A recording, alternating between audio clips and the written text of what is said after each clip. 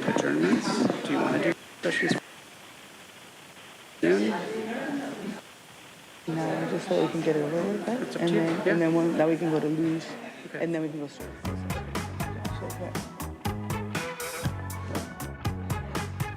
All right, good morning, everyone. We're going to continue on. We're going to do board committee reports, then we're going to do non-agenda public comment. I'm sorry? We did that yesterday.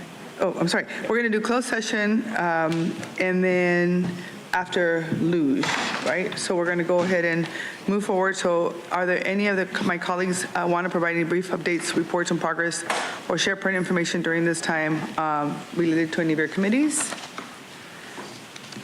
All right, seeing none,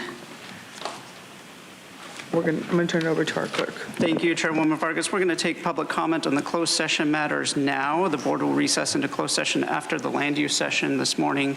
So any individuals that requested to speak on the closed session matters by phone, please dial into the conference line using the instructions that were provided to you. We have 6 requests to speak, 2 in person and 4 requesting to speak by phone. We'll begin with the in-person speakers. Both individuals are in opposition to the closed session matters. As your name is called, please come forward and stand on the arrows until it is your turn to speak at the podium. I'd like to invite forward Michael Brando and allegedly Audra. You'll have 2 minutes to address the board on the closed session matters.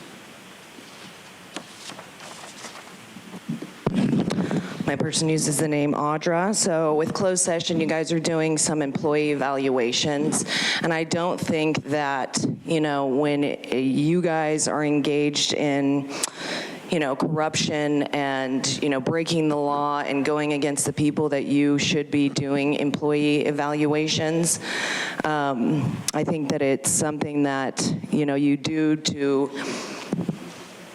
you do a lot of things, like you'll do, conflicts of interest and stuff like that when you guys are yourself engaged in those things. So you're never going to actually do your job to make sure that you're doing it in a way that is actually productive and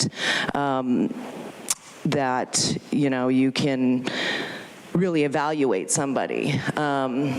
Because of the way you treat the public and all of those things, none of you are paying attention. So it's like, how would you be able to make a decision based on what the public is saying if you don't even listen to the public? So for you to evaluate employees is pretty negligent. It is, Sarah, yeah. You just like to make faces. Joel? You on your phone? I'm not texting you yet, but maybe later. But that's the thing. If you guys sit here and you're like on your phones, not paying attention, how can you evaluate somebody? Like what gives you that authority to be able to do it? Because you're the board of supervisors. But in reality, are you really going to be, is that something that you should be doing when you guys, engage in all those things? You should be evaluated by the public. But yet, you don't even, you're just holding your cup in front of your face. But it's just sad because it took you a minute and a half yesterday when I was off topic talking to Joel to actually pay attention. And so it's like, for real, how can you determine what you're going to be doing if you don't pay attention to the people you're supposed to? Thank you. Next speaker, please.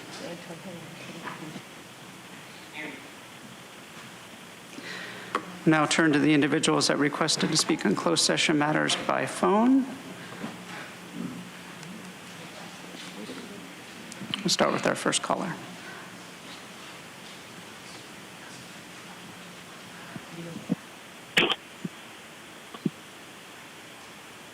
Ruth.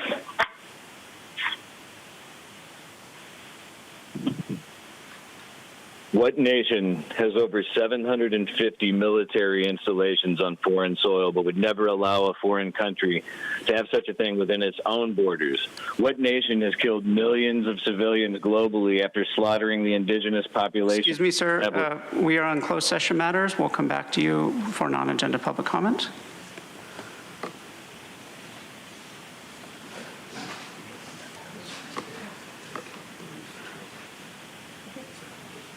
If there are any individuals that requested to speak on closed session matters by phone, please dial into the conference line. We'll give them another minute to dial in.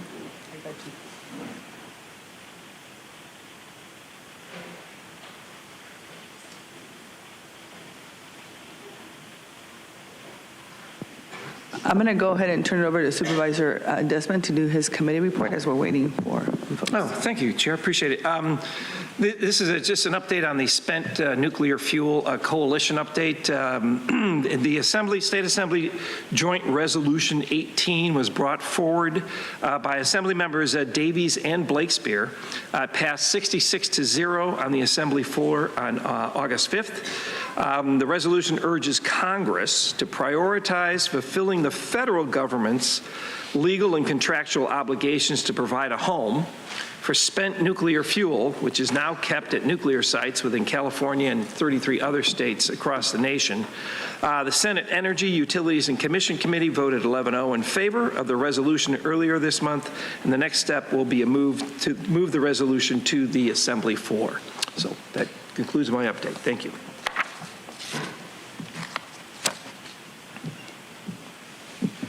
Chairwoman Vargas, returning back to the closed session speakers by phone. I don't see any individuals that requested to speak by phone in the conference line at this time. So that would conclude public comment in the closed session matters. Thank you very much. So that concludes the business before the board meeting that we had yesterday. And so now we're going to turn over to adjournments in memory. I'm going to ask Supervisor Jim Desmond to do his first adjournment for Mr. Jim Wilson. Okay, thank you very much. Excuse me just a second here.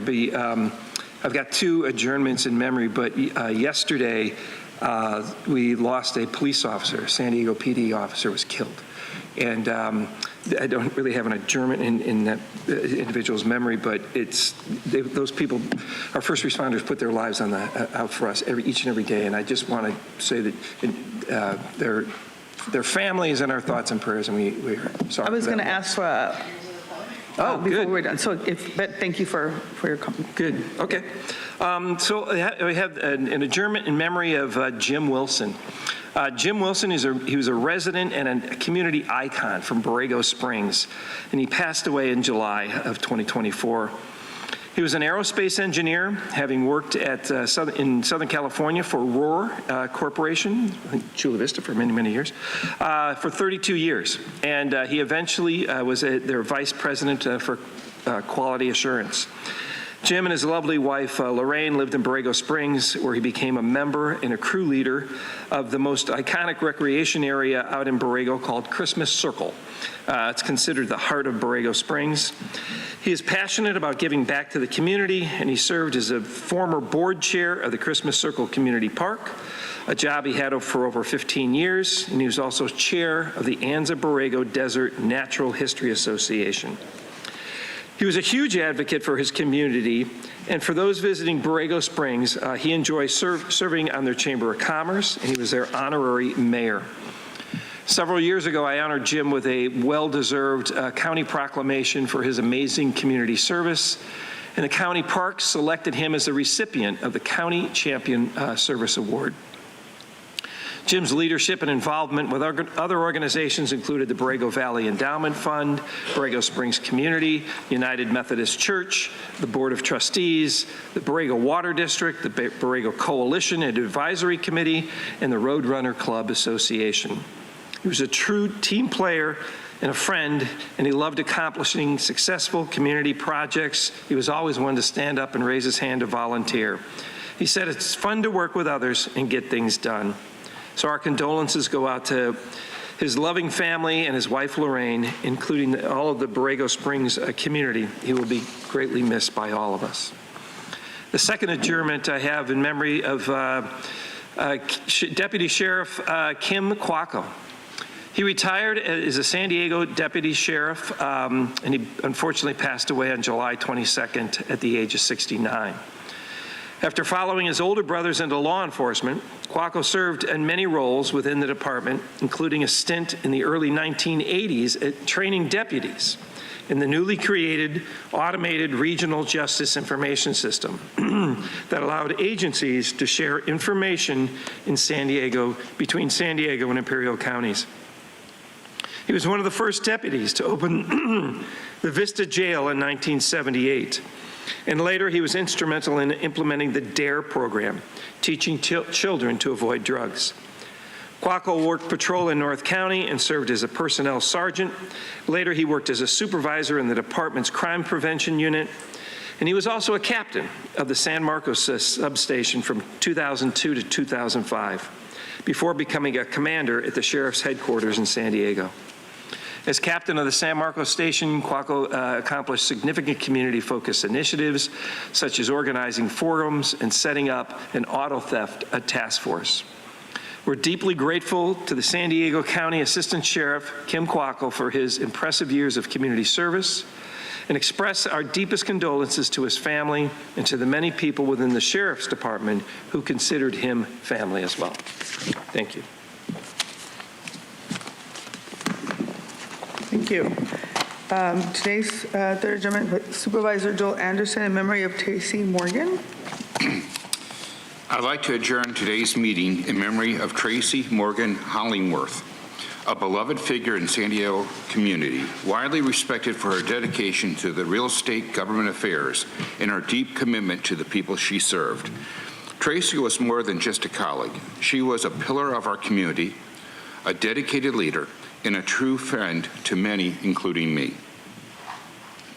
Her work has extended far beyond her role, influencing numerous boards and commissions where she tirelessly advocated for the best interests of property owners and real estate professionals throughout San Diego County. Born and raised in San Diego, Tracy's roots ran deep in East County. She was a proud graduate of Santana High School in Santee, where she began demonstrating her leadership skills by organizing school assemblies and serving as a peer counselor. Her early life was marked by a commitment to helping others, a trait that would define her professional career. Tracy's professional journey was remarkable. From her beginnings in government affairs to her pivotal role as a realtor advocate, Tracy's savvy political efforts helped defeat rent control measures in National City and protected private property rights across East County. Her contributions were not only strategic, but also deeply personal, reflecting on her unwavering dedication to the community she loved. You know, she didn't just do that, but she also advocated for first-time homeowners. She was instrumental in putting together outreach to make sure that people who were renting, who didn't know they would qualify for a first-time home, were able to get it. In many instances, I worked with her on these seminars, and I know in one particular instance, we had over 200 people there, and before 8 people left, they all qualified for a home, and then were in the market of their first home. So she did incredible work. Her influence reached the state level, where she worked on key land use initiatives, including the general plan update, always ensuring that her voice of property owners were heard and respected. Tracy's legacy in real estate and government affairs is unmatched, and her impact will be felt for years to come. Tracy is survived by her husband of 35 years, Andrew, who was not only her life partner, but also her confidant and business collaborator. Together, they navigated the complexities of land use, real estate policy, and politics, mentoring countless individuals along the way. Tracy's intelligence, loyalty, and friendship were known to all who had the privilege of knowing her. Tracy's passing leaves a void in our community, but her enduring legacy will continue through the many lives that she touched. I express my deepest sympathy to her, including her husband, Andrew, her sister, Kathleen, and Mary Ellen Morgan, and her mother, Diane Morgan. By this adjournment, we memorize Tracy Morgan Hollingworth for a lifetime of service, leadership, and dedication to the County of San Diego. She will be deeply missed, but her contributions will never be forgotten. Thank you. Thank you, Supervisor. The next adjournment is on my behalf for memorializing Al Alvarado. Today we honor the memory of Al Alvarado, a true community leader and unsung hero of South San Diego. Al's commitment to social justice began early in his career when he fought to unionize his workplace at the local water company. Though it cost him his job, it led to the creation of the Sweetwater District benefiting the cities of National City and Chula Vista. His political acumen helped pave the way of increased Hispanic representation in local government, including the election of Luis Camacho as National City's first Hispanic city council member. For 2 decades, Al served as a special assistant to Congressman Filner, which is where I met him, and he demonstrated his commitment to public service. He further volunteered his time as both a Parks and Recreation Commissioner and a Planning Commissioner for National City. However, his legacy goes beyond the office. Al also had a passion for youth development. This was highlighted through his founding of the San Diego County Boys Baseball Team USA, and this program grew into an international initiative providing life-changing travel experiences for young athletes to countries like China, Japan, Mexico, and Australia. Al's legacy lives on through his family continued public service with his wife Rosalie serving on the National City School Board and his daughter Mona Rios on the National City Council. On June 23, 2023, Al's 80th birthday was declared Al Alvarado Day by the cities of San Diego, National City, and Chula Vista, along with congressional proclamations, a fitting tribute to a man who touched so many lives. Al Alvarado's life exemplified the power of grassroots leadership and community involvement. His warm dedication and tireless efforts to improve the lives of others will be deeply missed. We extend our heartfelt condolences to his family, friends, the city of National City, as Al Alvarado's legacy of service and compassion will forever remain in our hearts and in the fabric of our community. And the final recognition today is in memory of Rebecca Taylor. Today we remember and honor the life of Rebecca Taylor. Rebecca's sudden passing was devastating for our community. Rebecca Taylor served as the chair of the San Diego County Democratic Party. She was a remarkable leader and cherished member of the San Diego community. Becca's legacy of service, advocacy, and kindness made a lasting impact to all of the San Diego region. Becca was a true embodiment of compassion, dedication, and her service in the Navy, where she excelled as an aviation electrician and advocate for sexual assault victims, laid the foundation for a life dedicated to helping others. As chair of the San Diego Democratic Party and a co-founder of the Veterans Caucus of the California Young Democrats, Becca brought not only her leadership, but her genuine care and commitment to every role she undertook. Her influence extended deeply into our community through her work with the Democratic Women's Club, the Blue Dime Democrats, and the Ocean Beach Town Council.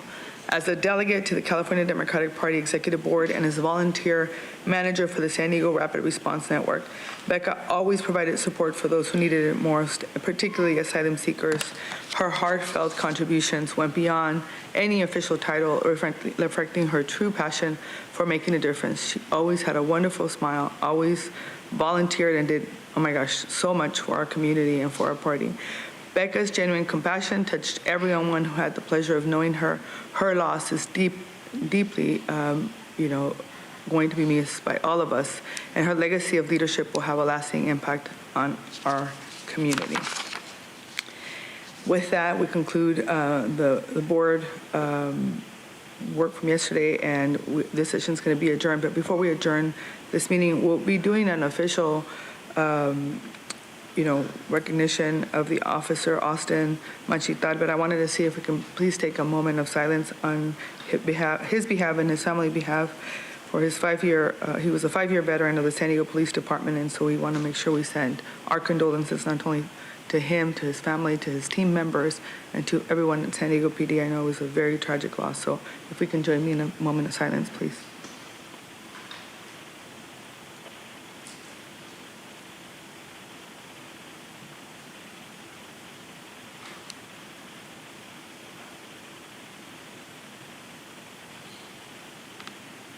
Thank you. We're going to go ahead and take a 15-minute break so we can exchange all of the technology here, and then we'll begin our next meeting.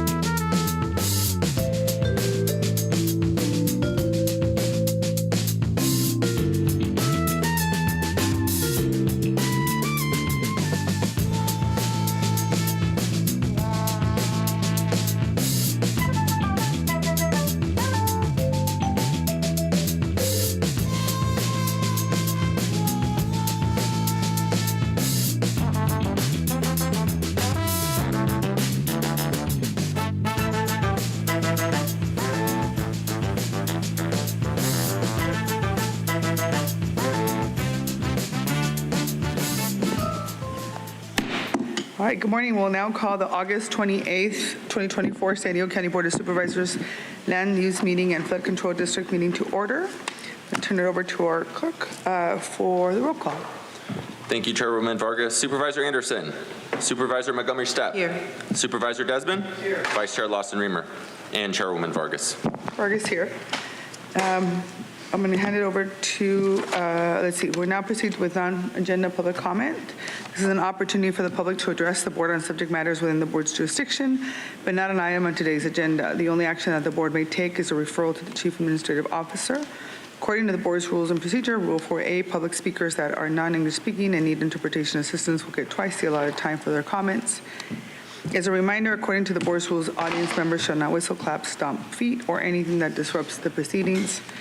To better facilitate the meeting, we will have 5 speakers in person, 5 speakers via phone, and the rest of non-agenda public communication will be heard at the close of today's meeting. I'll now turn it over to the clerk for ask for the speakers to come forward. Please. Thank you, Chairwoman Vargas. We have 30 total requests to speak on matters not listed on the agenda. 9 individuals in person and 21 requesting to speak by phone. For those that have requested to speak by phone, if you could please dial into the conference line now using the instructions that were provided to you.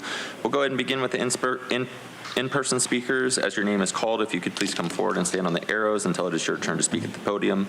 You'll then have 2 minutes to address the board. Please begin by stating your name for the audio record. I would like to invite forward the first 3 individuals, Michael Brando, Robert Gurman, and I believe it's Parithia Flanagan? Thank you. You have 2 minutes to address the board, and if you could please start by stating your name for the record. Michael, I want to honor the work of Giorgio Carrillo. He was a 38-year-old man who passed on July 18th, 2024. He was originally from New Jersey, and he was here in San Diego. Our ships passed by each other several times in this very room. He gave a phenomenal speech on August 31st, 2021, when this board, Tara, including you, were spreading medical misinformation, and you were threatening, bullying, harassing, and terrorizing people who have done things like this and then have suffered the consequences of that decision. I don't want to focus on that. I want to focus on Giorgio, because this all stems from the year of 2020. The year of seeing clearly. Giorgio has a wonderful speech on YouTube. If you go to YouTube and put in the search engine Wonderland, Giorgio Carrillo, he was a magnificent speaker. And he had the courage of heart to speak out about the pharmaceutical, medical, industrial complex and the harm they're doing. And that's something that's always facilitated here. But the point is, I want to emphasize is this young man was a brilliant speaker. It's an hour speech, and it may seem like, oh, I don't want to sit for an hour and listen to this guy. But once you start listening to him, he really reveals the backstory of his experience. And I want to end on this, that in spite of all the hullabaloo that goes on here and elsewhere, goodness, truth, and beauty, those are the things that endure. And I want to say, may God's radiant light shine upon you, Giorgio.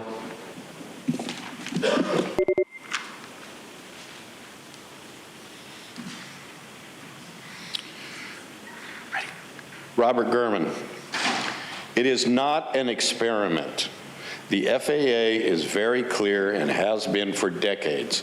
Federally funded and regulated airports do not allow hangars to be used as residences. Aircraft hangar homes are meant to be used for overnight and/or resting periods for aircrew and not as a permanent or even temporary residence. The challenges of building a live-work hangar home all stem around local zoning codes. County owns the land, should be very clear. But as always, political connections, donations, influence decision makers at San Diego County Regional Airport Authority. I have tons of time left and I'm going to use every bit of it. Please watch the video. I put captions on there so that you can multitask if you want and look at it later. But Gillespie is always walking and sometimes crosses a very, very fine line on regulations and standard operating procedures on how they tax or how they spend our tax money and use our land. And I know that there's a professional career commercial rated pilot on the board. And so this is not new to him, but it might be new to everybody else because there is no transparency at San Diego County airports. And that was one of the promises that was made by the board, the new board. And so hopefully we can keep working on that. And so I got another 6 seconds. Are there any questions? Thank you. Thanks. Thank you. Call Perita Javier and Cesar Javier as well. You can go ahead and line up on the arrows.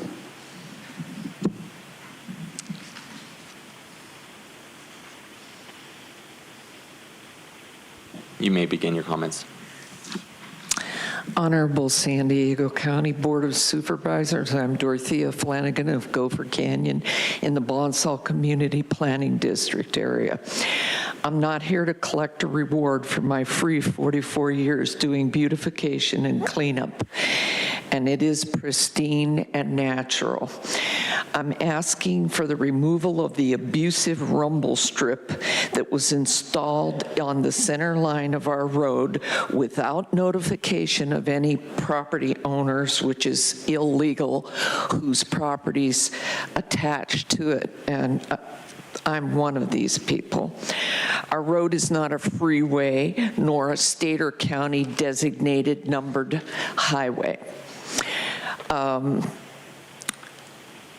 This rumble noise projects for 800 feet, and it goes boom, and it depends on how long they ride it for fun.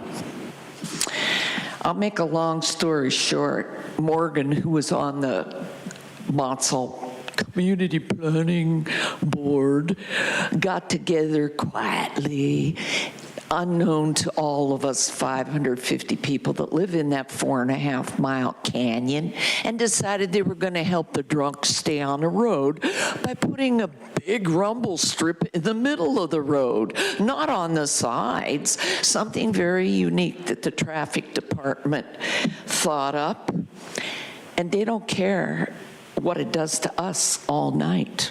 I had to move out of my master bedroom to the back of my home, and my house is 600 feet from it on a steep canyon slope that magnifies sound like an amphitheater. I am respectfully asking you, since there's no oversight out there what they do, to remove the... Thank you, ma'am.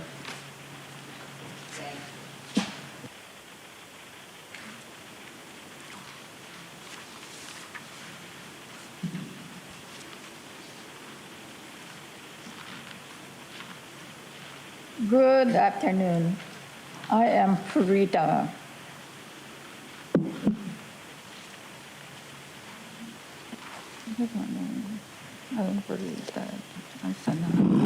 She is a victim of toxicity next door.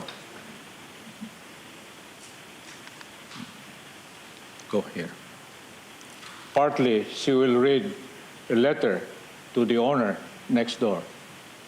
With our prayers, faith in goodwill, friendship, and spirit of neighborhood, we plead to you for urgent, favorable action to ease and stop your ceramic, pottery, and kiln operations, and collectively refocus our efforts in accord with the city action plans for zero carbonization to address global warming and climate change. We all have the right to live a life free in a clean and safe area, designated residential area called home. We still have time. Please do not let us leave our home. Cesar Javier, the owner said, everybody pollutes the city. The city is polluted. Go to the countryside for your clean air. The police who came to investigate. Sir, you can't yield, she can't, under the board rules and procedures, you cannot yield, she cannot yield her time to you. So you'll have your own separate 2 minutes, but you're speaking during her 2 minutes. You cannot do that. So if she's done with her comments, so she has 11 seconds left. Okay. She will continue because I have to guide her. I'm sorry. Okay, her time's up, so you'll have your 2 minutes now. APCD. I'm sorry, ma'am, your time's up, so we'll go to... This is a 40 years issue. Okay, I'm going to go ahead and start your issue. time now. Thank you. Excuse me. I am confused of the ruling. Sir, could you allow me to start, please? Yes. So he's going to give you the 2 minutes to start again so that you can do your part as well. Okay? Thank you, ma'am. All right, go ahead. That's what he said. Go ahead.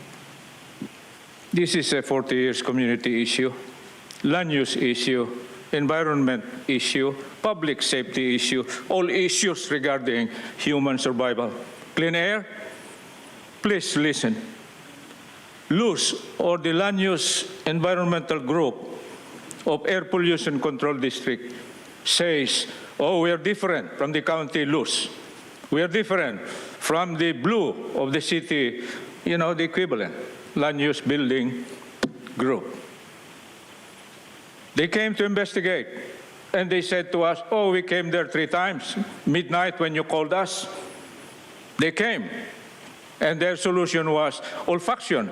They used their nose, but never did the technical reading to determine the threshold or level of toxicity. Why? City code enforcement could go in and out, but they cannot investigate because the owner has the permit. Compliance of Air Pollution Control District, including the county, says, oh, better go to the Air Pollution Control District because this is their jurisdiction. They came to us. They did not do the reading because they need warrant to enter property. When in fact, when they do investigation of big businesses like wastewater treatment, oh my God, they come and go. They take their snack. They have all the time to do the research and study. Why can't they not do the same to our ceramics issue next door?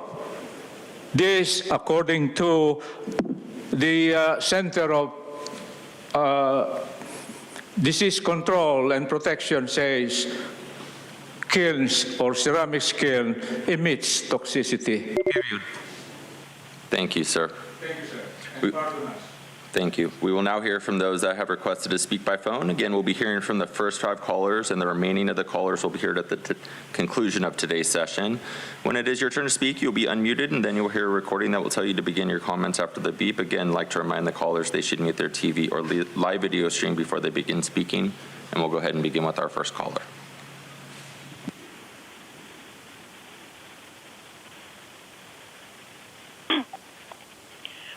Hello. My name is Sandra, and I want to ask why Animal Services is allowing the conditions animals are enduring on Artesian Road to continue. Animals are being abused and neglected on that property. Horses are standing, eating, and dying in their own waste. Like the video I saw of a poor skeletal dying horse that broke my heart. It was shocking, and amazing how anyone could ever say that was okay. The two individuals who live on the property and are responsible for the horses, dogs, and other animals are unfit, uncaring, and have shown violent, threatening stances toward those who have approached the property merely to ask about the welfare of the animals, including news media. I am appalled and at the animal services and that they've claimed that there is no problem with the care and the life conditions of those poor animals. Perhaps we need some new guidelines and new hires for animal services so that our local animals can be protected from conditions such as exist on Artesian Road. Thank you. Thank you. We'll go ahead and go to the next caller.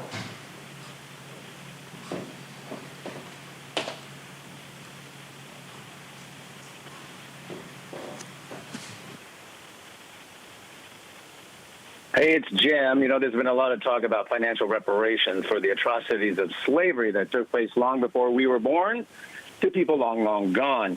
No, not the infamous Egyptian slavery, nor those found in ancient China, Babylonia, Persia, ancient Greece, ancient and present India, the Roman Empire, and the countless children being trafficked right now. But rather the slavery which befell certain black groups in the early Americas before the establishment of the Constitution and bloody Civil War could ultimately be the first to bring life and liberty to all men and women in their pursuit of happiness. Though it does appear that the virtue signaling will win out and the folks being afraid of being called racist will go silent, I thought of offering something outside of the box. For those people wanting to receive reparations, let's consider two additional points. A, other ways to get free money or free stuff. And B, what people can actually do to earn money. For the former, there are many places to obtain free stuff. One, first off, there are government grants, so that may take some work, a lot of forms. Number two, you can run up a credit card and then claim bankruptcy. Number three, free stuff is also available in certain progressive cities where shoplifting under $90 is permitted. Number four, you can cross the border as an illegal alien and then get free health care and travel. Number five, you can book a hotel and pack away all the free stuff you can, such as toilet paper and pens. Number six, you can go to friends, borrow money, and then claim emotional distress if they ask for it back. Number seven, finally available is insider trading profits, but you have to be a government public servant. For the latter, ways to earn money include, number one, get a job. Number two, start a business and create a value-added product or service that supports other people's needs and well-being. Yes, earning money may even bring a high level of self-esteem that no victim or slave would ever know or understand. Thanks. Thank you. Your time is up. We'll go to our next caller.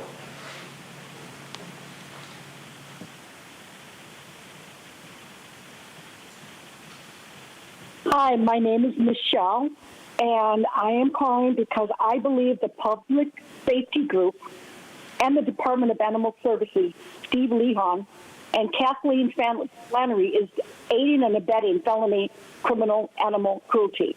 Steve Lehon has no background in animal welfare, let alone horses. He is making statements that are not true about the horses on Artesian Road. Horses on Artesian Road continue to be abused and neglected. The county board supervisor are failing our animals. Animals are suffering, and the county supervisors are doing nothing. When is the county of San Diego County going to help animals that are suffering in our district? And I suspect Deborah Barkley, that owns the horses, and Craig Network, that has $1 billion contract with the city for pure water, is probably why Deborah Barkley is not being prosecuted. I would like someone to look into that, and I want to call back. Thank you. Thank you. We'll go to the next caller.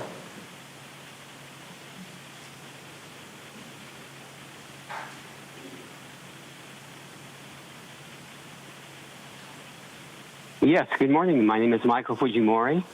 I'm calling to speak about the horses and the other animals that live on the property on Artesian Road.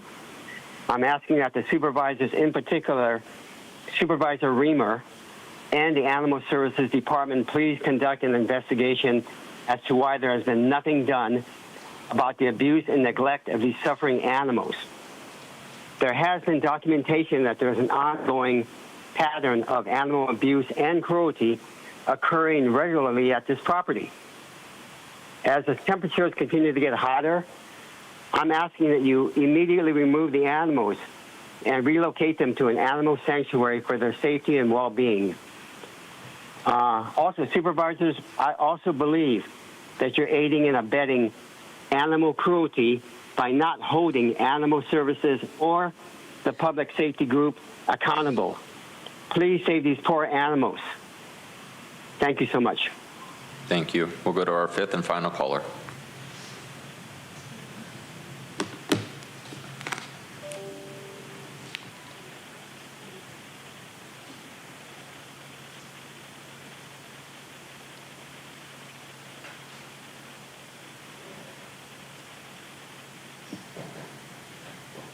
Sandra, it is your turn to speak. You might be muted. I already spoke. Oh. I already spoke. I was the first one. Gotcha. Thank you so much.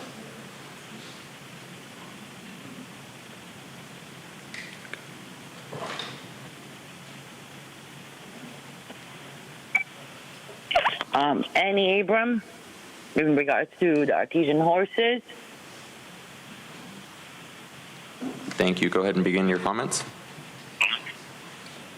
Thank you. Good morning, County Board of Supervisors. Today we're calling in regards to the artesian horses. Condolences for those families who lost family members. However, we cannot, as human beings, ignore the fact that all life matter.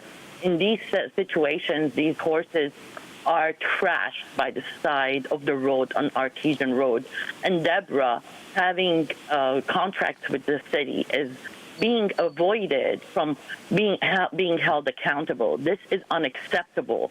And when we do not hold her accountable and accept that the county animal control undermine and say everything is all right, how is this acceptable? Would we do this to a dog, the dog that would be on the side of the road, locked up and dying, suffering from heat, food deprivation, water deprivation? These are crimes. County of Supervisors, we need you, we urge you to hold them accountable. These people from the county animal control are not doing their job. These animals need to be transferred to animal sanctuary, including the dog. Deborah is not capable and also is a criminal. She is out for money and you are aiding her. This is not acceptable behavior. We would not do this to our dogs, our children. Why are we doing it to horses? They do not belong in that trashy little side of the walk, the road, in between the grass where they see and they get teased, yet they cannot even touch it. They have to eat their feces and die in suffering in the heat. These are unacceptable behaviors. Please, we urge you, we have you to speak up for these animals. You are our leader as a supervisor. Thank you. Your time is up. And Chairwoman Vargas, that concludes the request for non-agenda public communication this morning. And again, all remaining speakers will be heard at the conclusion of today's session. Supervisor Desmond? Yes, thank you, Madam Chair. I just want to read into the record because we're getting a lot of phone calls about, and this isn't an agendized item, but just for the record, staff has been working with, going out to this ranch and meeting with people and the activists that have been calling in. They've had 5 meetings, both in person and virtual, between May 9th and August 9th. They spent 6 hours with individuals in these meetings. They responded to over 31 emails between August 19th and August 8th. In March of 2023, there was a horse death. Staff went out on that. They observed that, unfortunately, this horse died, but there was no abuse or no neglect. In January of 2024, staff went out on another call because a horse died. The horse died from colic. Additionally, on July 11th, July 20th, July 31st, August 2nd, August 3rd, August 7th, August 8th, August 10th, as part of the Department of Animal Services routine patrol. They observed the property from Artesian Road from the trail from about 50 yards away from the property, which affords a very good view of the ranch, and no issues with the ranch or the horses were observed by the officers. If they do find something wrong, they definitely will, I'm sure, act upon it, but it's not that staff has not been responsive. It's not that we haven't been doing and going out and checking. We will continue that, and it's false to say we're not doing anything about it. Thank you. All right, the next item on our agenda is the approval of the statement of proceeding minutes for the Board of Supervisors Land Use meeting July 17, 2024, Flood Control District meeting July 17, 2024. Is there a motion to approve? So moved. Okay, we have a motion and a second. See no discussion, please vote. And Chairwoman Vargas, that motion passes unanimously with all supervisors being present and voting aye. Okay. We will now proceed with the formation of our consent calendar, items 1 through 8 and FL01. Public speakers will be able to comment on the consent calendar after supervisors pull the items they would like for discussion. Would any of my colleagues like to pull any item for discussion? Supervisor Anderson? Not this time, thank you. Supervisor Montgomery Stat? No, and I'll move the consent agenda. Thank you. Supervisor Desmond? No comments, nothing to pull, and I'll second the motion. Thank you. Vice Chair Lawson-Remer? Yeah, I have comments on one item. So this is item 8 on broadband. So I think we have technical staff in case there's any questions. Are we okay? Go ahead. Okay, sorry. So I just wanted to clarify, I'd received some questions from the community. So I wanted to make sure it was clear on recommendation 2 that 45 days is intended to mean 45 calendar days. So that was just for the record. It says 45 days, clarifying it means 45 calendar days. That was the intent. So I just wanted to make sure that that was clear. And yeah, I just wanted to uplift this work. I really appreciate all the partnership of the folks that we've been working with and the stakeholders to bring this forward. You know, it's something that Supervisor Anderson has mentioned many times as well, is the broadband deserts and the lack of digital access in many parts of San Diego County, and the fact that this lack of access is disproportionately concentrated in low-income communities and our rural and unincorporated communities. And how important it is that in our increasingly interdependent world that people do have access to reliable broadband and technology. You know, I think we all know how difficult it can be to complete simple tasks for work or for school if you can't get online. So that's why I brought this. I appreciate the work of so many stakeholders and all of your feedback. So and the team has been great. Thanks. All right, just for clarification, I'm going to ask legal counsel. There doesn't have to be any amendments or anything like that, right? It's just clarifying for the record that it's 45 working days. That's accurate. Okay. 45 calendar days. 45 calendar days. That's the default whenever it says days. All right, it's on the record. Okay. All right. Supervisor Montgomery. Just a brief I do have a brief comment on FL1. I just want to commend staff and just say I understand the importance of the continued effort to complete these preventative efforts. Each time the authorization for the continuance of ongoing emergency work is presented, I'm reminded of the resilience of the Casa de Oro community that was displayed during the floods that we had this year, and I'm committed to doing everything that we can to finish that job that we started. Doing this type of preventative work is part of the reason why it was bad, but it really could have been worse. So I just wanted to point that out and let staff know I appreciate the work. So I just wanted to thank the team on item number 8, also related to the digital broadband work that's being done, particularly around really thinking about digital equity and having every household have affordable access to the internet is very, very crucial. Like to make sure that as we're looking at infrastructure investments, that we're looking at the unincorporated areas of Spring Valley and East Otay Mesa, as there's a great need in those communities. And again, thank you to the team. Thank you for applying for the grant. I think the more we do this, the more we're able to be innovative in partnership with different systems across the region. So appreciate that work. And with that, I will turn it over to public comment. Thank you, Chairman Vargas. We have 10 total requests to speak on items on the consent calendar, 6 individuals requesting in person and 4 requesting to speak by phone. For any individuals that have requested to speak on items on the consent calendar via phone, please dial into the conference line now using the instructions that were provided to you. We'll go ahead and begin with the in-person speakers. As your name is called, if you could please come forward and stand on the arrows until it is your turn to speak. I would like to invite forward the following individuals: Catherine Rhodes, Jim Whalen, and Alberto Velasquez. You can come forward in any order, line up on the arrows, and then I'll call the remaining speakers once we get through these first 3 speakers. Hello, good morning. My name is Alberto Velasquez, Government Affairs Manager with Cox Communications. I'm here to speak in support of item 8. Thank you to county staff for working with Cox Communications and using our feedback to help craft this first step in streamlining broadband permitting and help make it easier to expand broadband to the residents we all serve. Very shortly, federal funds, some through the BEAD program, will become available to compete for grants to build in underserved and unserved areas in our region. These funds do come with timeline requirements that state that once grants are awarded, they must be completed within 18 months or 24 months if the project needs a CEQA exemption. The item before you will help give certainty as we evaluate where to apply for those grants and could give us flexibility in adding more locations to apply for. We are currently averaging 60 days for new permits, and the ceiling of 45 days is a good improvement. We are also excited for the proposed pilot program and liaison and look forward to continuing to work with county staff to move that forward.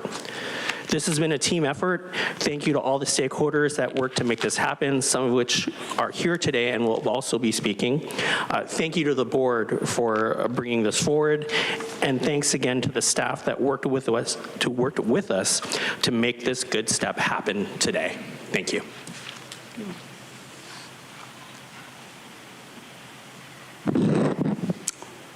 Good morning, Chair Vargas, members of the Board of Supervisors.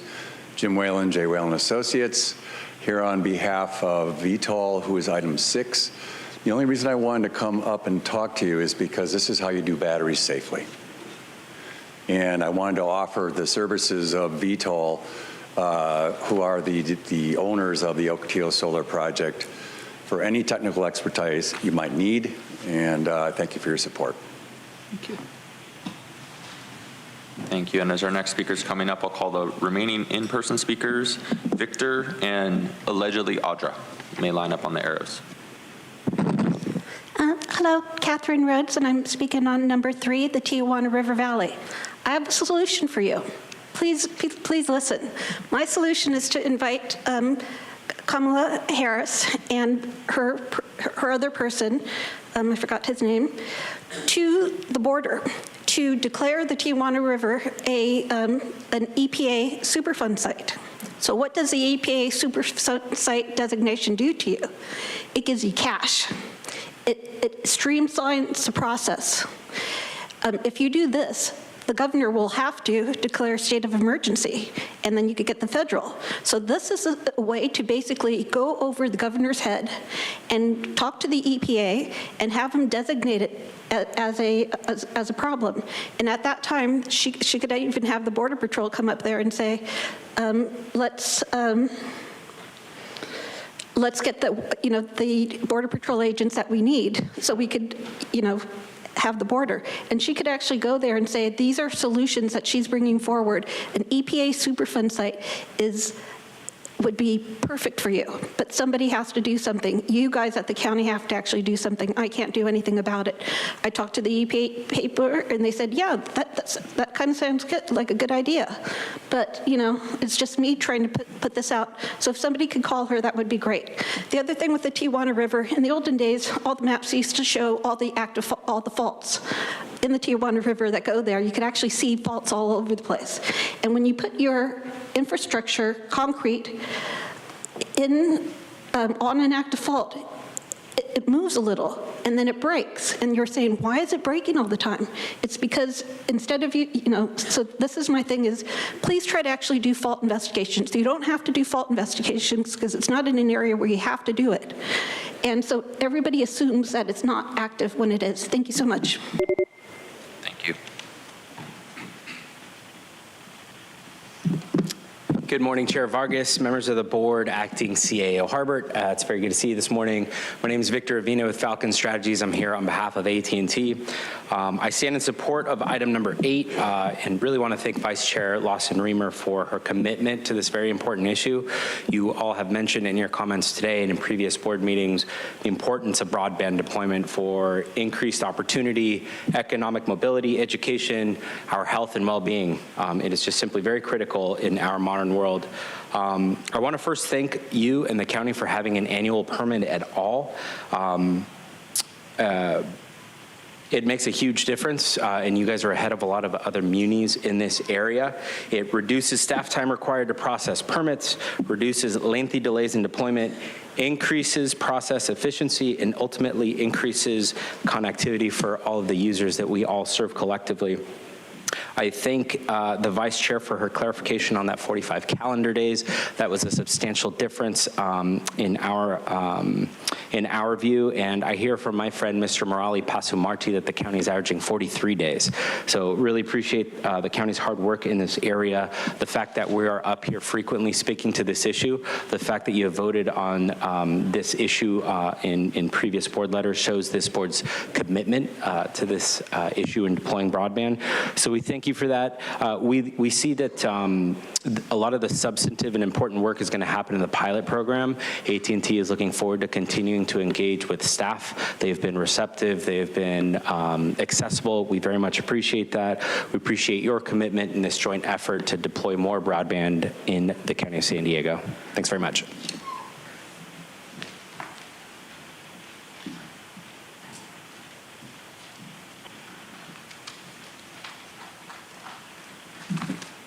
My person uses the name Audra. So with this contract for the emergency power generators, and you're talking about unplanned outages, that's something that we should be concerned about with an invasion happening on our border and nefarious people coming in and wanting to affect the infrastructure. It's setting us up for some pretty bad times, but nobody wants to recognize that.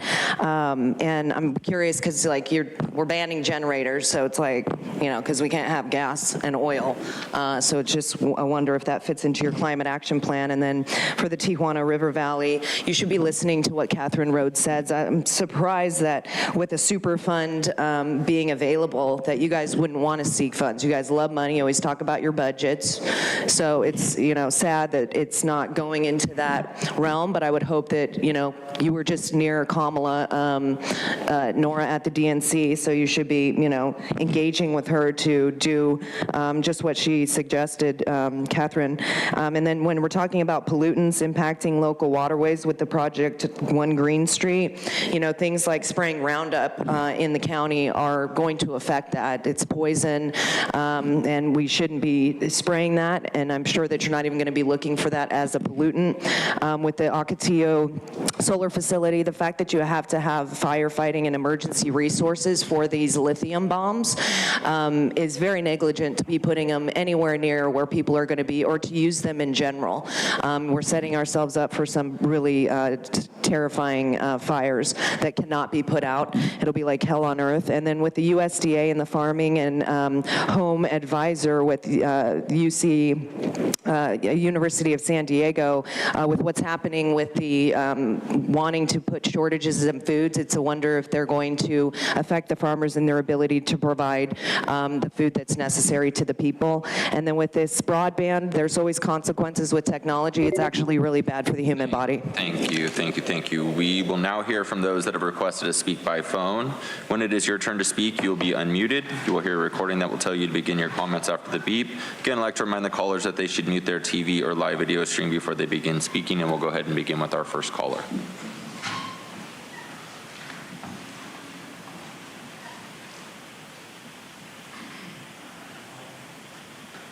Good morning, Board of Supervisors. This is Ann Riddle calling. I came to seek in consent regarding item 7, the agreement that the county will be forming with the University of California in San Diego. I'm always excited when our universities are involved in providing us with information. This has to do with the Department of Agriculture. But in general, the tremendous activity that we have from our colleges and our universities regarding the research that they do has been a significant help to the public health community. And I would just quickly like to refer you to one press release from the University of California, San Diego that came out on Monday to remind us about the role that growing marijuana has on the county of San Diego. And they expressed their concern that it contributed to cannabis use, which has shown to create about 25% of their users as having cannabis use disorder.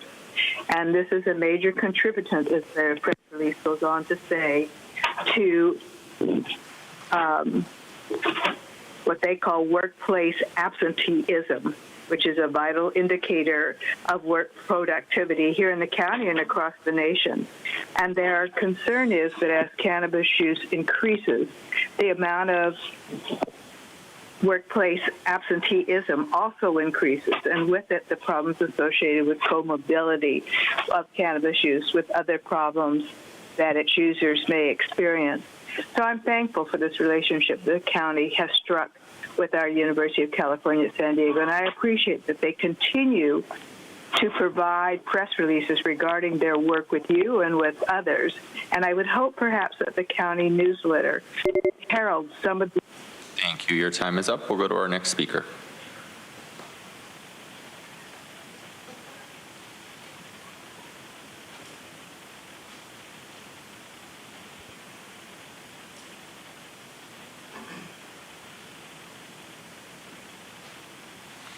Kathleen, it's your turn to speak. You may be muted.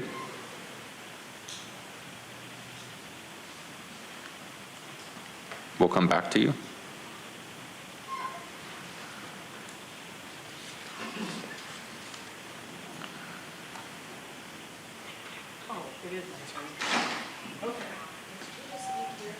Can I just speak now?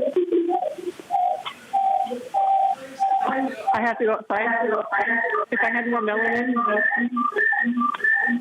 have to go outside? Anyway. Hold on. Sorry.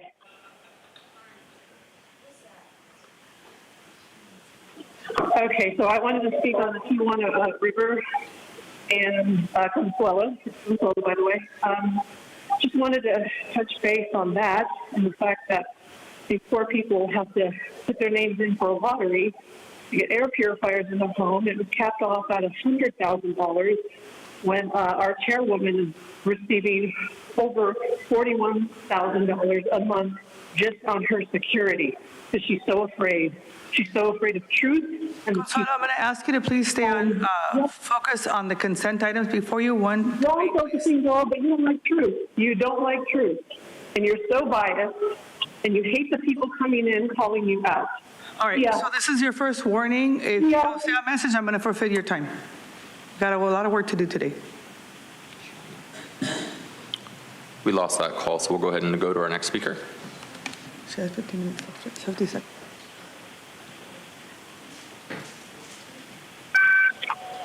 Gambler here. I'm going to refrain from telling you to see you next Tuesday. So, shit.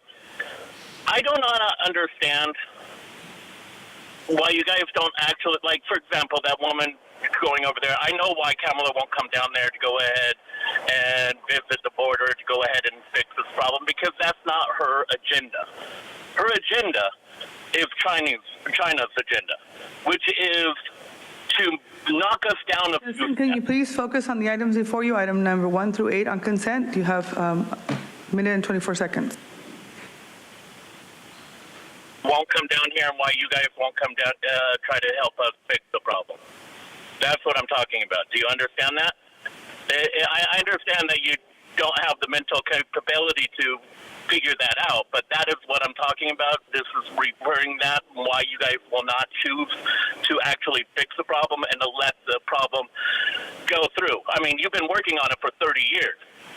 You understand, by by now you should understand that this is a thing that is done on purpose, not on accident. So I don't understand. You've been working on this for 30 years. Isn't that correct? Or are you just stoned half the time and, you know, that 30 years is like 10 minutes of actually working on it? Curiosity. No doubt? No comment?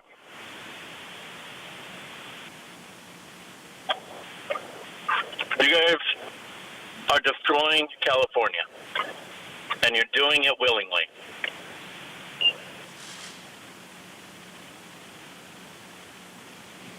All right, we'll go to our next caller.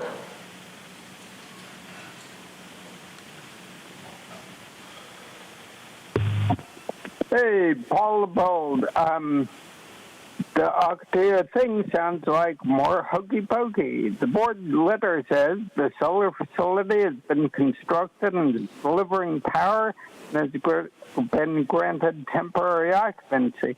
Final occupancy will be granted once all conditions, including entering into a fire protection services agreement, have been fulfilled. In other words, the solar facility owners just built it in June without a proper fire agreement.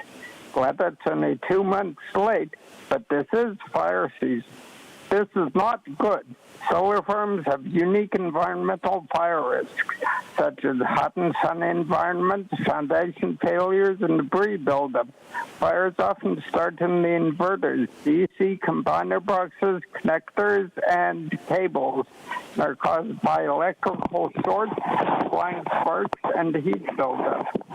Other causes include poor quality equipment, faulty installation, improperly sealed mechanisms, and compromised electrical wiring. Regular maintenance and code inspections are essential to prevent fires. It's good that this agreement is being done now. And by the way, putting housing and kitchens in fume-filled hangars next to air fuel, it's a stupid idea. Permit processes, number 8. The board letter says first that the actual timeframes for each permit may vary depending on applicant response times. That is, the county is limited in what it can do to speed things up. But then the proposal is to spend $200,000 to ensure that it will review and approval of broadband applications is 45 days or less.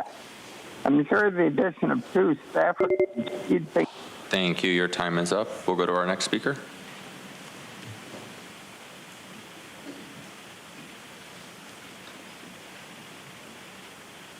Good morning, Board. My name is Kathleen Lippett. For many years, county residents were encouraged to install solar energy on their homes. This distributed energy was affordable, dependable, and most importantly, it did not involve foreign countries installing massive solar projects on environmentally sensitive land. These are not biodegradable. They increase the risk of fire, and they make it far less dependable for people to be able to use their own energy.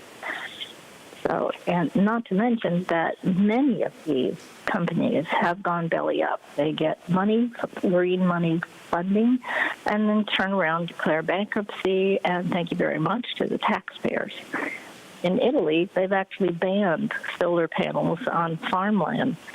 It's really a good step in the right direction, and I hope that we will do the same thing on behalf of animals and on behalf of the environment. Makes us really environmental hypocrites to support lithium-based batteries. Thank you very much. Thank you. And Chairwoman Vargas, that concludes public comment on the items on the consent calendar. We will now move on to discussion. I'm sorry, we need to vote. We have a motion and a second, and no further discussion. Please vote. And Chairwoman Vargas, that motion passes unanimously with all supervisors being present and voting aye. All right, we will now move on to discussion number 9, on-site wastewater treatment systems and improper disposal of sewage, receive local agency management program. Update and approve amendments to Chapter 3, Division 8 of Title 6 of the San Diego County Code of Regulatory Ordinance, CEQA exemption. I'm going to go ahead and ask for public comment. You don't need a presentation. Thank you, Chairwoman Vargas. We have 14 total requests to speak, 6 individuals in person, and 8 requesting to speak by phone. I'd like to also note for the record, we did not receive any e-comments on this item. For any individual that has requested to speak on this item by phone, please dial into the conference line now using the instructions that were provided to you. We'll go ahead and begin with the in-person speakers. Those in favor of this item, as your name is called, if you could please come forward and stand on the arrows until it is your turn to speak at the podium. I'll be calling individuals in groups of 3. I'd like to invite for the first 3 individuals, Kathleen Rhodes, Cesar Javier, and Brandon Bushnell.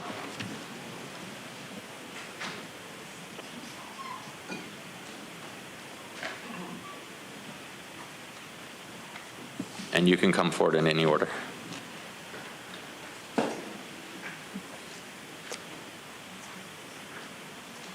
Hello, Board of Supervisors. My name is Brandon Bushnell, and I work at the San Diego Regional Water Quality Control Board. I'd just like to commend DEHQ's hard work on this evaluation of the current LAMP and identifying areas where it did not quite meet the on-site wastewater treatment system policy that is enacted statewide by the State Water Resource Control Board, and looking for areas where they could provide more leniencies to project proponents.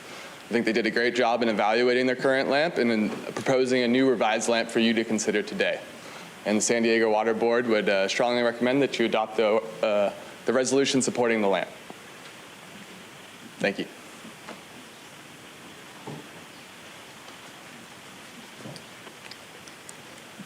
Hello, Catherine Rhodes.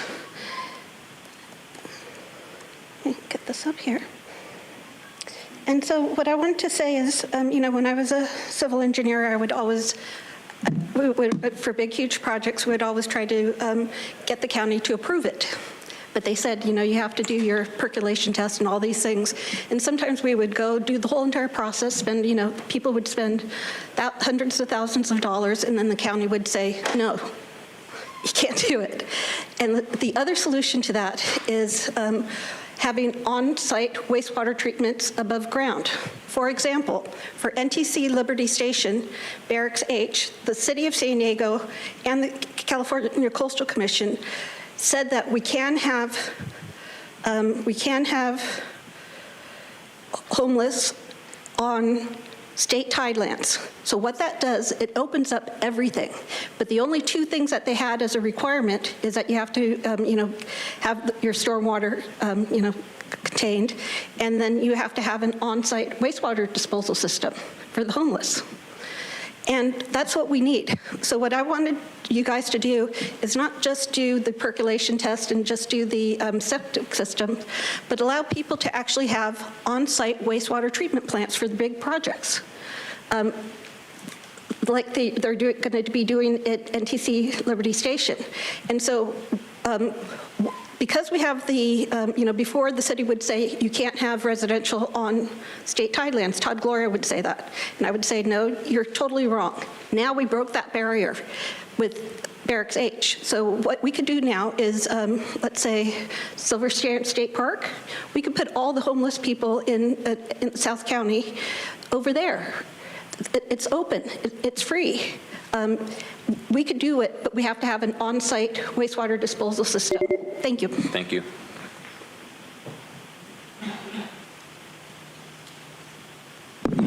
Cesar Javier, this is a great discussion about pollution.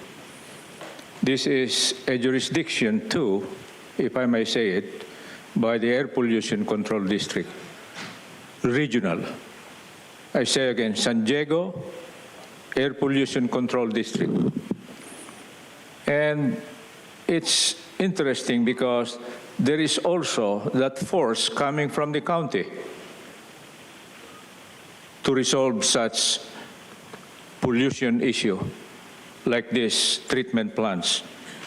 We have on the hearing board the same waste management issue in Carlsbad and Escondido. And the hearing board is geared towards having these businesses to comply and or abated. Ma'am Vargas and Ma'am Riemer, in our attendance at the air pollution meeting, governing board. You were absent, consistently absent. We didn't hear your voice. We didn't hear your talents to debate along with other members. It is being chaired by La Mesa Councilor Sue. And we are confused. There are two forces which are not streamlined to focus on resolving the issue of air quality for all, rich and the poor. The same issue, weird, or shall we say egregious, because our next door is emitting toxic gases, and yet there is only one attending to our crusade, the planning group. Thank you. Of Thank you. Choya's Bali. Thank you. Thank you. Mom, Skip, I have the documents for you. Thank you. We'll call the speakers in opposition now. Allegedly Audra, Mark, and Consuelo. And come forward in any order.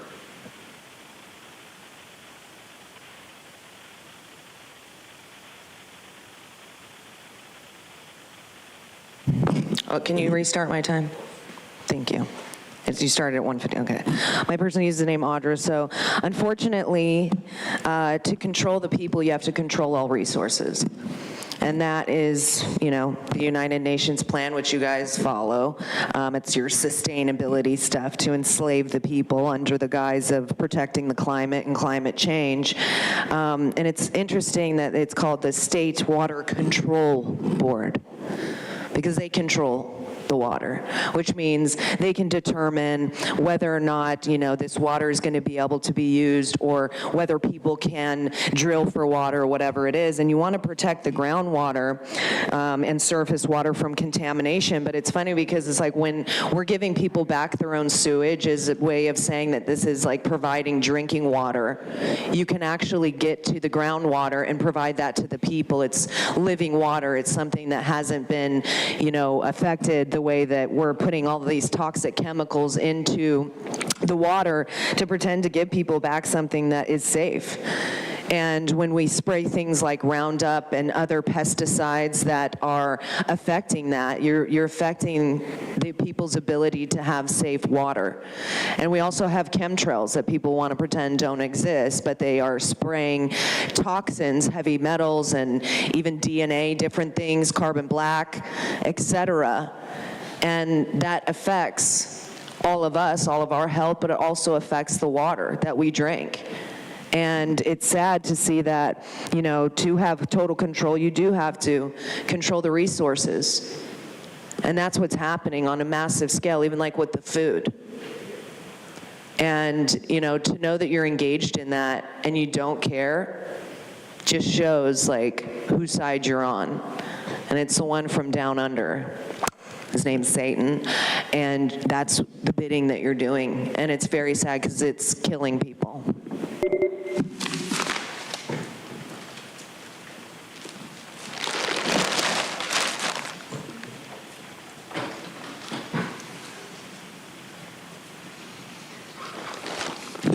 Mark, just below your overview, it states, to address unique local geographic conditions and provide flexibility to property owners and businesses, the state OWTS policy also allows a local agency to propose local standards different from the minimum standard, statewide standards. Depending on local conditions, these alternative standards may be less restrictive than those in the state OWTS policy. So I don't like that it's less restrictive than what or could be. Now, in your case, it looks like you're beefing up some things. However,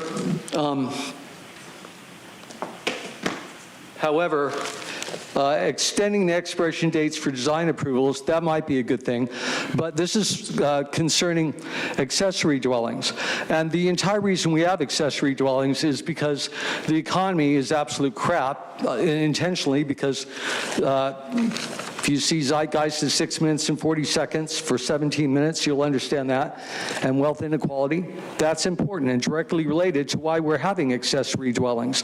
This is what third world countries would do. We're basically turning into like something just where our standard of living is being lowered. And that's not necessary. Your policy in addressing this is completely negligent. You're taking the entire wrong approach, which is have a totally corrupt government that destroys the economy, causes inflation, and makes it so people can't afford to live. And then we'll charge the middle class, who's already incredibly low. If you look at this wealth inequality in America, it's unbelievable how bad the graph is for the middle class and the lower class. And anyway, so you need to see that. You need to see Rosa Corey's video, this on YouTube. These are all YouTube titles to understand what's going on. This is all a scam, turning us into a third world country.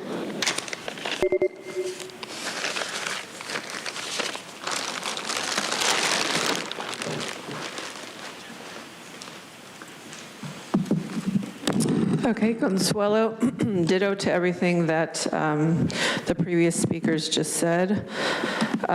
Just regarding water, and this is actually what it's all about. Just wanted to point out for the people at home, this is what it's about, the UN Agenda 21.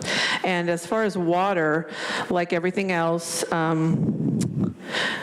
they sell a scarcity while we live in abundance. As far as drilling for water, you are water. You breathe water, you breathe it in, you breathe it out. We are made up of over 70 to 90% water. Anyways, yeah, treating the water with junk that we don't need. I mean, this is all backwards, like everything else, and I'm just gonna stop there because I don't wanna be kicked out for being off topic. I'm done. We will now hear from those that have requested to speak by phone. When it's your turn to speak, you'll be then unmuted, and you'll hear a recording that will tell you to begin your comments after the beep. Again, I'd like to remind the callers they should mute their TV or live video stream before they begin speaking. And we'll go ahead and begin with our first caller.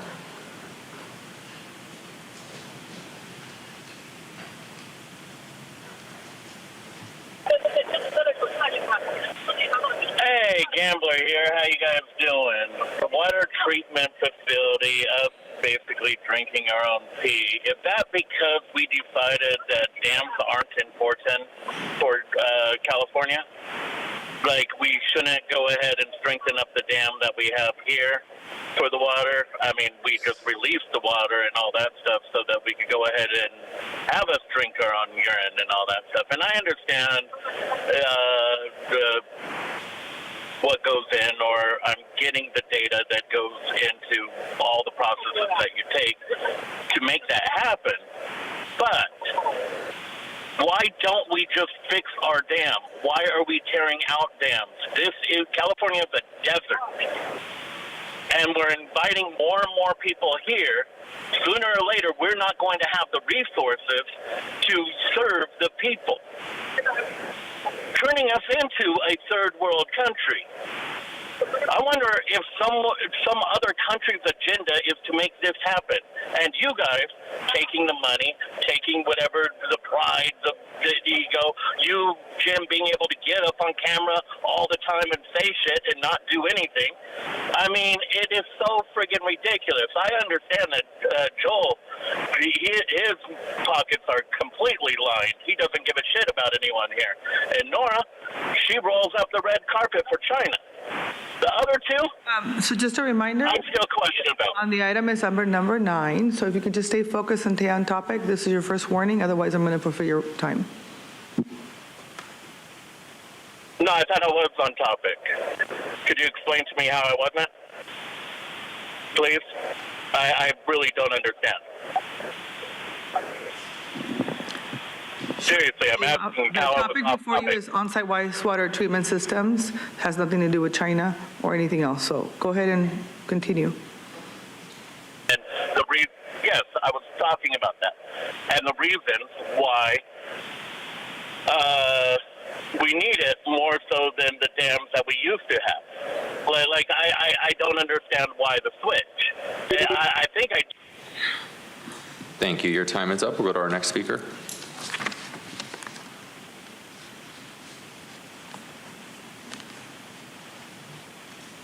Good morning, Board of Supervisors. Ann Riddle here, called in to chat about item number 9, on-site wastewater treatment system.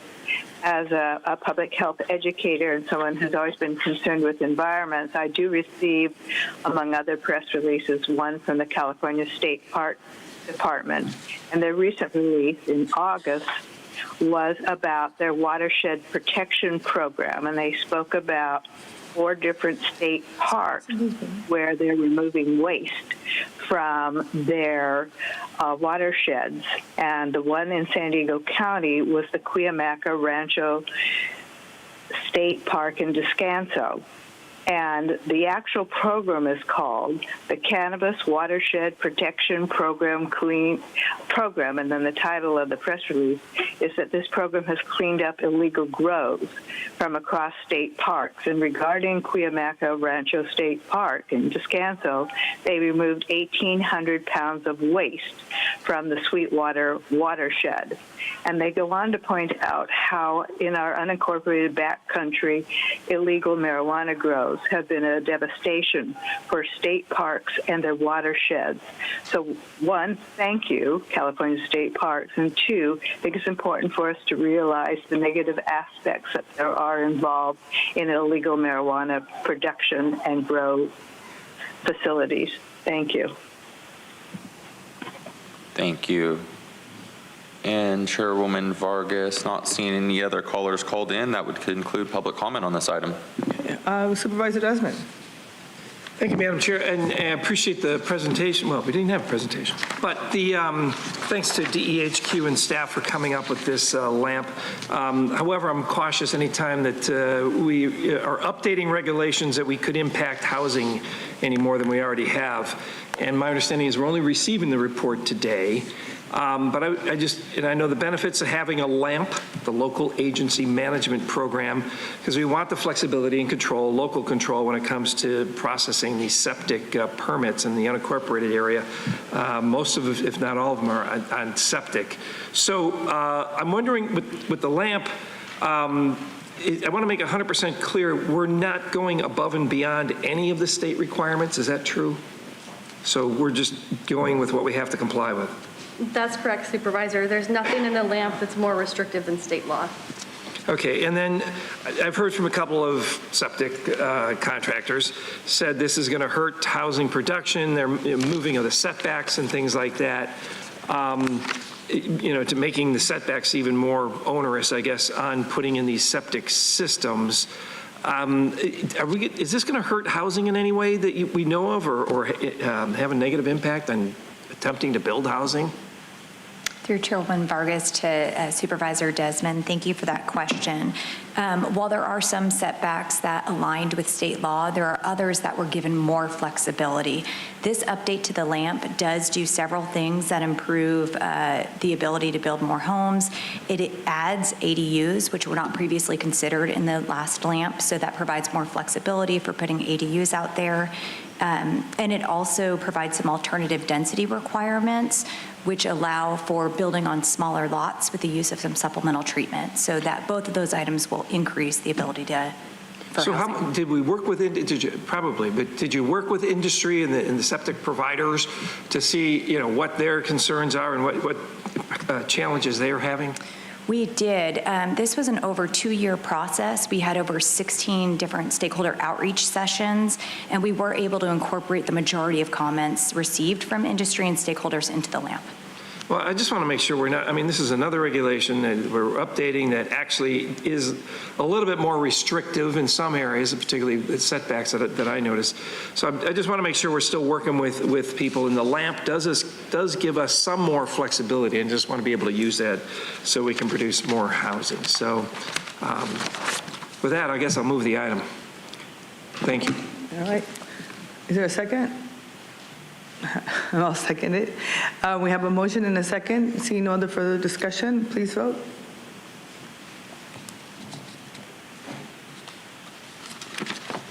And Chairwoman Vargas, that motion passes unanimously with all supervisors being present and voting aye. Okay. The next item on the agenda, thank you so much for your time. in the work.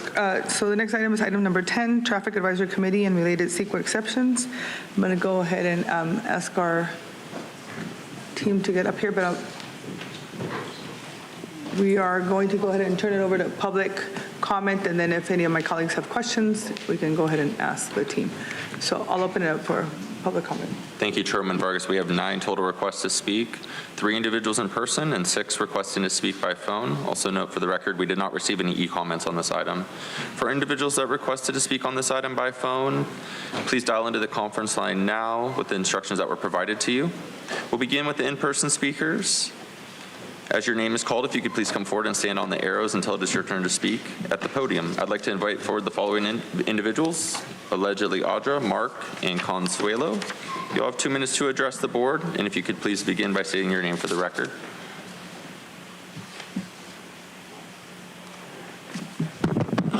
My person uses the name Audra. So again, here we go. Controlling the people is controlling resources and different things is the only way to control the people, and you want people to not be driving. So you are de-incentivizing it by all of these things. You're constantly lowering speed limits. I mean, we use our VMT to, decide things that, are potentially pretending to save the planet when it isn't. It's all about control. That's why people should be looking into the United Nations Agenda 21. It's all in there, and it's the blueprint that you guys follow. And if people understood that this was about enslavement and not, more freedoms and all these things, then they would see exactly what's happening when you guys bring forward items like this. Because you're constantly slowing down speed limits, you're taking lanes away, doing all these things that actually would potentially and do cause more greenhouse gases that you want to, stop from existing. And they never will. I mean, just look at what happened in San Diego just recently. Like, somebody got a ticket for polluting for blowing bubbles. So, I mean, if we fart, is it going to be like, you're polluting the air, we're going to have to arrest you? I mean, it's pretty ridiculous that kind of stuff can take place. It's just showing you the climate around us and what's happening. And it's sad because we demonize all of these things like driving and having people's ability to travel.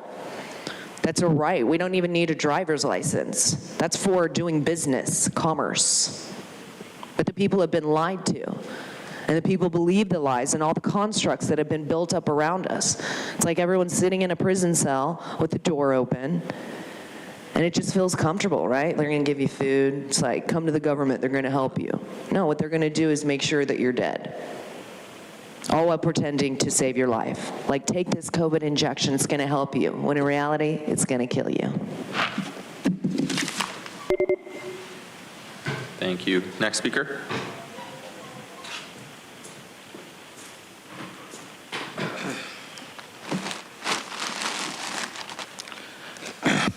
Okay, Mark, this talks about the Traffic Advisory Board and them reducing speed limits in certain areas and other changes to the road. Now, if people, this is the title of an article Bill Wells, the mayor of El Cajon, is in, and where he specifically says that Sandag's new multimodal approach will reject any freeway expansion. The freeway expansions that we all paid for and that were agreed to. But now, of course, they're saying that money can be used for housing, in fact, or their trains or high-speed rail, whatever. And now, unfortunately, I didn't have time, and I can't find out of all this the page that shows Sandag's meeting. However, Nora is not only the chair here, she's the chair for Sandag. And Sandag is the one working with the UN to limit our movement and get us out of our cars. Every totalitarian society limits movement and takes away good weapons. That they have to do that because when they and now that that's happened in Europe, whole cities are protesting. Now, I can't remember the entire title of the video, but if you go to YouTube and put in Sandag UN Habitat, UN as in United Nations, Sandag UN Habitat, it should come up. I believe it was in February of last year. You'll know when you see it. I believe it's 1 hour, 22 minutes, and 50 seconds that they start talking about limiting your movement like they're doing in London and Oxfordshire. We didn't pay to have tolls on our roads. This is just totalitarian governance. And it's all UN Agenda 21. It's happening worldwide, not just here. And it's not a right or left issue, so get involved.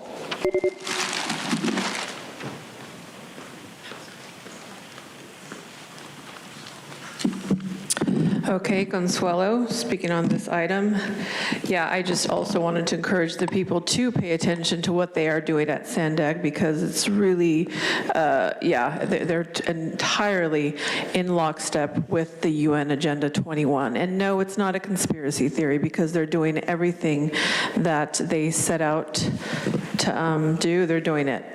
And so, yeah, basically they're trying to say that it's the UN Agenda 21's recommendations include new ways to preserve natural resources, which is false. It's a lie, because everything they do is essentially making our Earth, I mean, the lithium bombs that you can't put the fires out for days, weeks sometimes. I mean, it's so counteractive. It's so counterproductive. It makes no sense, just like this board. Another thing that they do is they, with the whole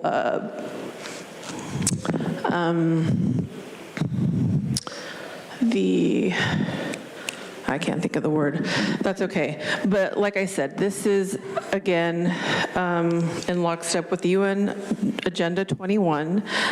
They are penalizing the people. They are making us pay for wanting to get around. They're wasting our resources while there's people in need of other things way more important than a bike lane. I mean, how many people do you guys see bike? I mean, did any of you guys ride your bikes here? Did you, Tara? Did you go surfing this morning? Yesterday was very tiring. I know. Focus, please. Okay, I'm staying on topic. But have a good day today, Consuelo. there were other people off topic too, and you didn't call them out, but that's okay. That's okay. I get it. I'm done. And I'll continue. All right, we will now hear from those that have requested to speak by phone. When it's your turn to speak, you'll be unmuted and you will hear a recording that will tell you to begin your comments after the beep. I'd like to remind the callers they should mute their TV or live video stream before they begin speaking, and we'll go ahead and begin with our first caller.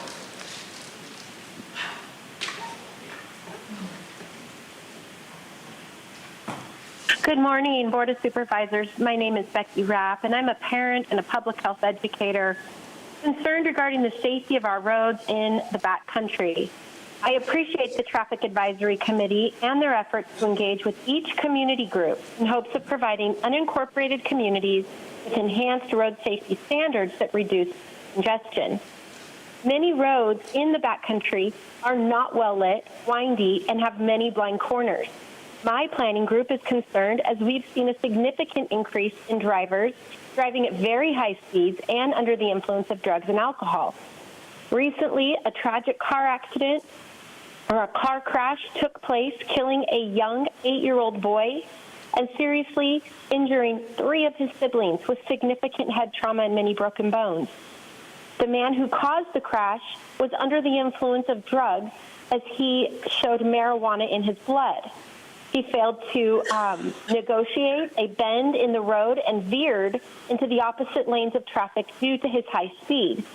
Marijuana exacerbated the situation as reaction time and coordination were deeply distorted.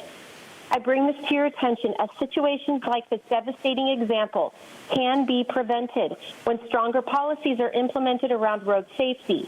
Residents driving under the influence of marijuana are at an all-time high, and this information should have been included in the detailed report to the grand jury. Please consider evaluating the weak response made by this board to the grand jury and including more robust reports surrounding road safety and efforts to protect the innocent traveling on our backcountry roads. Thank you. Thank you. We'll go to our next speaker.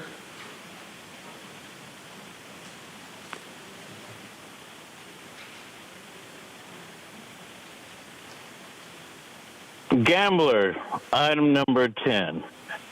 Regarding all this and everything, the reason why I believe that elections are important is that we do not want our elected officials, which all the people that make the choices at FANDAG are all elected or selected individuals that make these choices. They don't have our goals, our things in mind, because we allowed other entities to go ahead and vote multiple times with zero checks and zero balances regarding that. That is a true statement. Anyone with a database of names and could go ahead and fill out registration cards for other people that don't typically vote and vote for them. That is why our numbers are going up, why more people are happening to vote, but it's not actually more people. It's some people voting multiple times. Our county encourages this. Matter of fact, anyone that tries to stop it gets shut down immediately. Justin, this is your warning. That is why I need you to stay on topic. The item before you is item number 10, which is specific to Traffic Advisory Committee.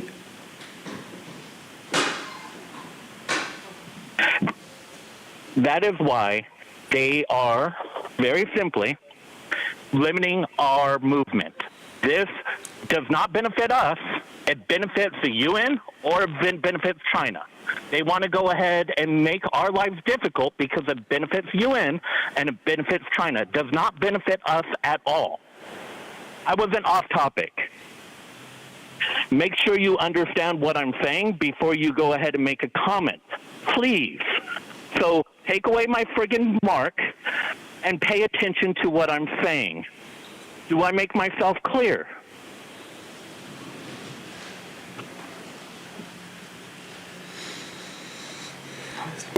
Do I? Your time is up. We'll go to our next caller.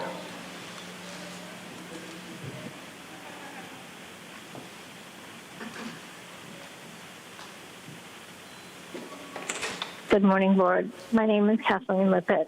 I just wanted to acknowledge the high risk of driving under the influence from marijuana. Car crashes involving pot are serious, and those marijuana-involved accidents near crashes, nearly 90% of the victims arrived by ambulance, the study found. When no alcohol or cannabis was involved, the number of people that required an ambulance dropped 40%. In addition, nearly 50% of marijuana users in a car crash required hospital admission, compared to just over 6% of those who did not.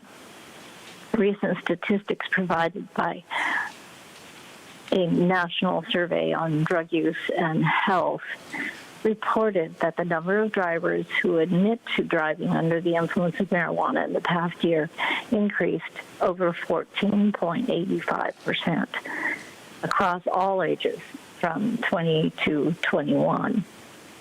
But the most concerning age group, 16 and older, there were 10,876,000 in 2021.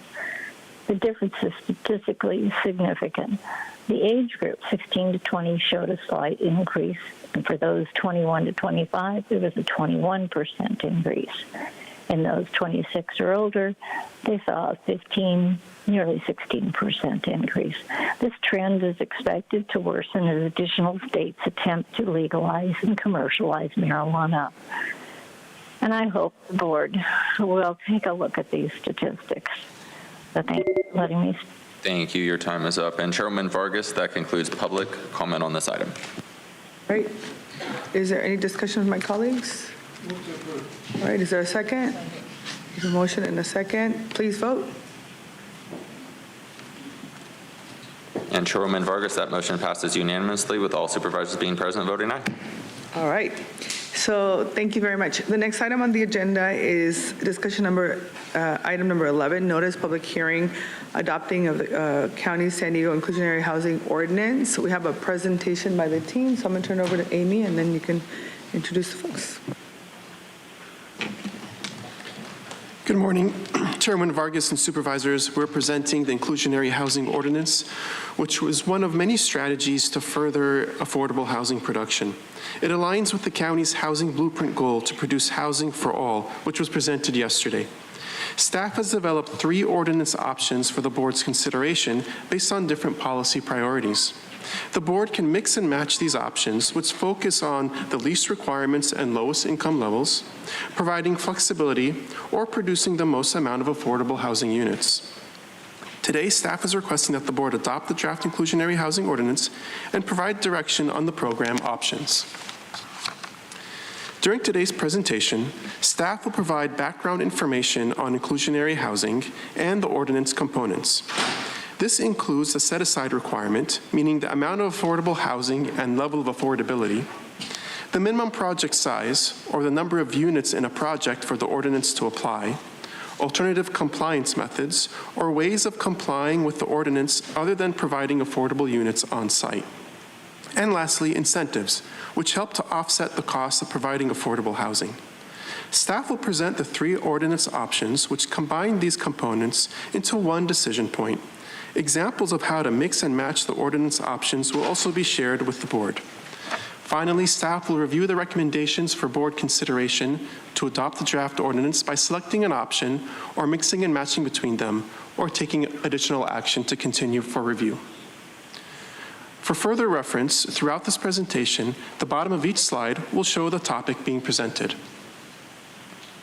In 2021, the board adopted the housing element, which included the Inclusionary Housing Program and other programs that support home ownership and affordable housing. It reflected previous board direction to prepare an inclusionary housing ordinance that would apply to projects and capture land value increases from general plan amendments. The county is required to implement the housing element to maintain its housing element certification. The goal of inclusionary housing is to support developing more affordable housing while not slowing down overall housing production. It will require new housing developments to include a small amount of affordable housing that would be deed restricted and monitored by the county. It would apply to new projects and not apply to projects already underway with applications that are deemed complete. To be affordable, housing must cost less than a third of a household's income. Affordability is based upon annual income compared to the area median income, or AMI, as defined by the state. San Diego's AMI is about $120,000 for a family of 4. For example, a family with a very low income making less than $76,000 should not spend more than $1,900 on housing per month. The state identifies regional housing needs allocation, or RHNA goals, that the county is required to plan for at each income level. This table shows the county's progress in its RHNA goals for housing production in all 4 categories: above moderate, moderate, low, and very low. Like most jurisdictions across the state, the county is challenged with providing enough very low-income housing. There is no easy solution to balance supporting affordable housing and overall housing production. Inclusionary housing can be a tool among other county programs to support housing and home ownership. Most jurisdictions use an inclusionary housing program to help address the shortage of low-income housing. Here are the 3 options for the board to consider. The board can adopt one of these options or mix and match the options. To create the options, staff considered 2 main factors: the financial impact on projects and the policy goals the ordinance can support. Option 1 responds to input requesting the least requirements. It has the lowest financial impact on projects, but still helps the county make progress on its RHNA goals.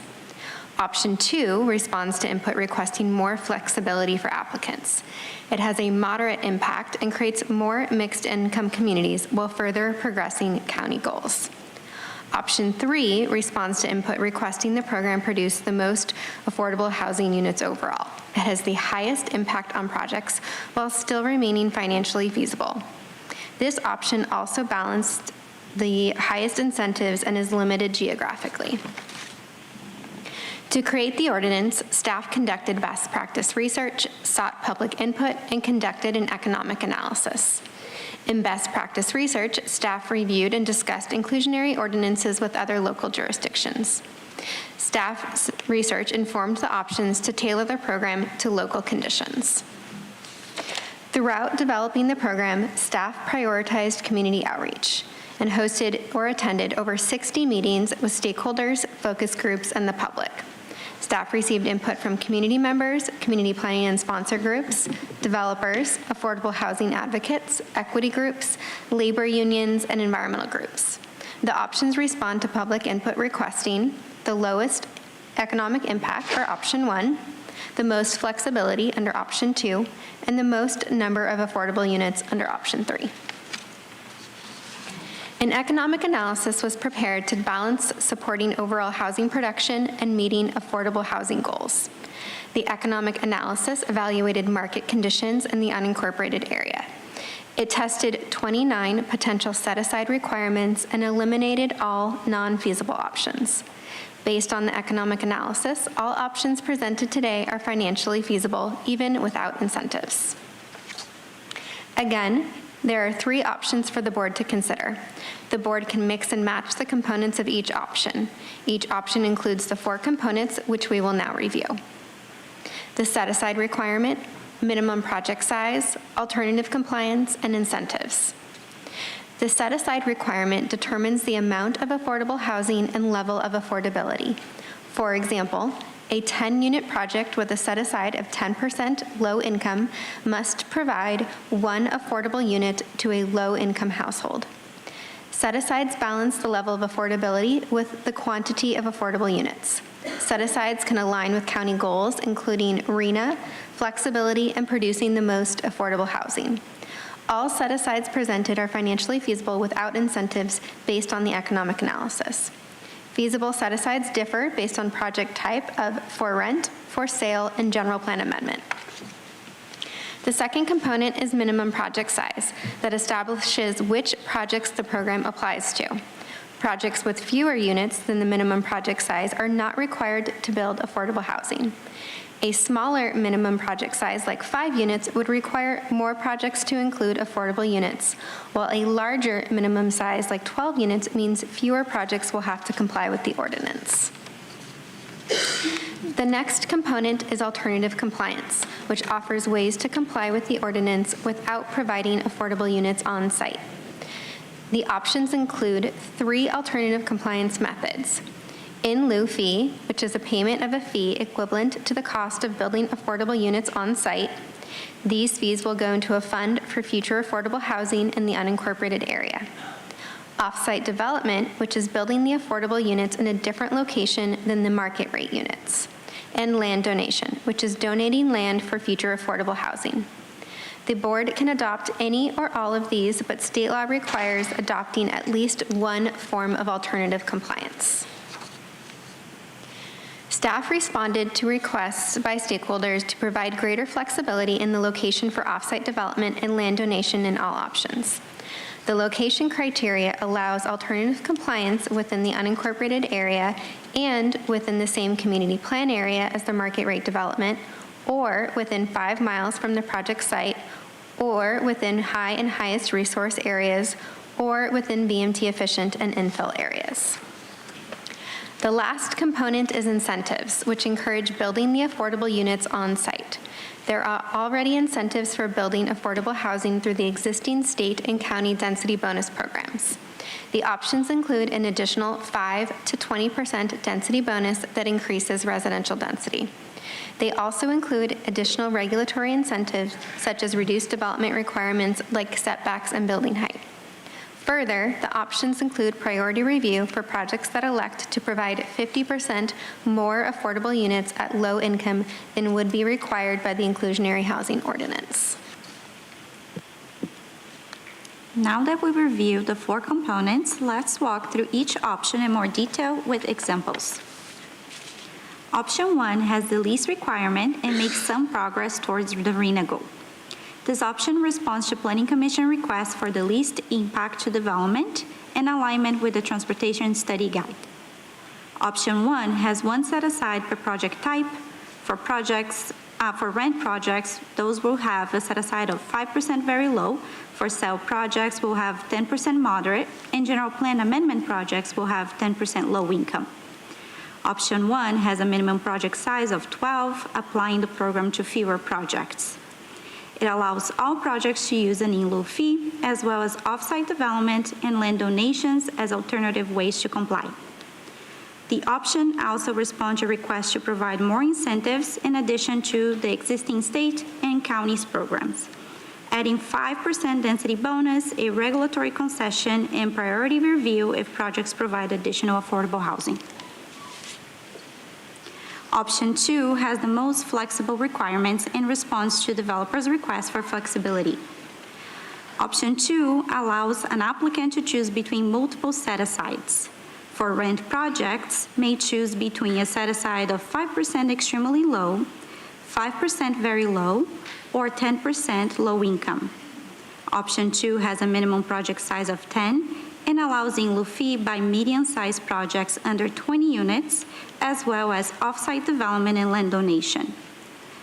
Option 2 has the same additional incentives as option 1. Lastly, option 3 has the highest set-aside requirements ranging from 15 to 20%, making the most progress on housing goals. This option responds to requests from equity groups for more affordable housing production. Option 3 has a minimum project size of 5, applying the program to more projects overall. Option 3 only allows use of in lieu fee by small projects under 10 units, and to balance the higher requirements, option 3 doubles the state density bonus and adds the same regulatory concession and priority review incentives as option 1 and 2. Also, option 3 is geographically restricted to apply only within VMT efficient and infill areas. This aligns with requests from environmental groups to prioritize building in VMT efficient and infill areas, and requests from the Planning Commission and developers to consider VMT impacts. Let's walk through some examples. Under option 1, a rental project of 30 units would be required to include 5% or 2 very low income units. This option would be eligible for a 20% density bonus under current state law, plus the inclusionary housing program incentive of an additional 5% density bonus, allowing for 8 additional market rate units. If the project does not include the affordable units on site, they can choose between 3 alternative compliance methods. They can pay the in lieu fee, build the affordable housing off-site, or donate land. Under option 2, the same example project with 30 units for rent would have 3 options for the required affordable housing units. An applicant could choose between providing 2 extremely low-income units, or 2 very low-income units, or 3 low-income units. The project would again be eligible for a total of 25% density bonus, that is 8 additional market rate units. If the project does not include the affordable housing on site, they can again choose between off-site development or land donation. Under options 2 moderate requirement, the in lieu fee is not available for all projects over 20 units. To illustrate how the mix and match approach could be used, this slide shows how option 2 could allow use of in lieu fee by all projects, allowing this example project to pay an in lieu fee. For the last example, under option 3, the same rental project of 30 units would be required to provide 6 affordable housing units with 5% very low, 5% low, and 10% moderate income. With option 3 incentives, doubling the state density bonus, this project would receive a 40% density bonus, that is 12 market rate units. If the project cannot include the affordable units on site, they can choose between off-site development or land donation for alternative ways to comply. Under options 3, height requirements, in lieu fee is not available for projects over 10 units. But to illustrate mix and matching, the slide shows how option 3 could allow an in lieu fee for all projects. In summary, the board may adopt or mix and match one of the 3 options that have been shaped by community input. Option 1 would enact an ordinance with the least requirements overall, the lowest set-aside requirement, the highest minimum project size threshold, meaning fewer projects would need to comply, and allowing in lieu fee for all projects. Option 2 emphasizes a mix of incomes with multiple options for the set-aside, a high minimum project size, and in lieu fee for medium-sized projects. Option 3 focuses on producing more affordable housing units. It has the highest set-aside requirement, a lower minimum project size, so more projects will need to comply, and in lieu fee for small projects. Option 3 is also geographically restricted to offer the most incentives. The board may also mix and match components of the 3 options. For example, if the board wants to focus on geographic applicability, the board may apply option 3 within VMT efficient and infill areas while applying option 1 in the rest of the unincorporated county.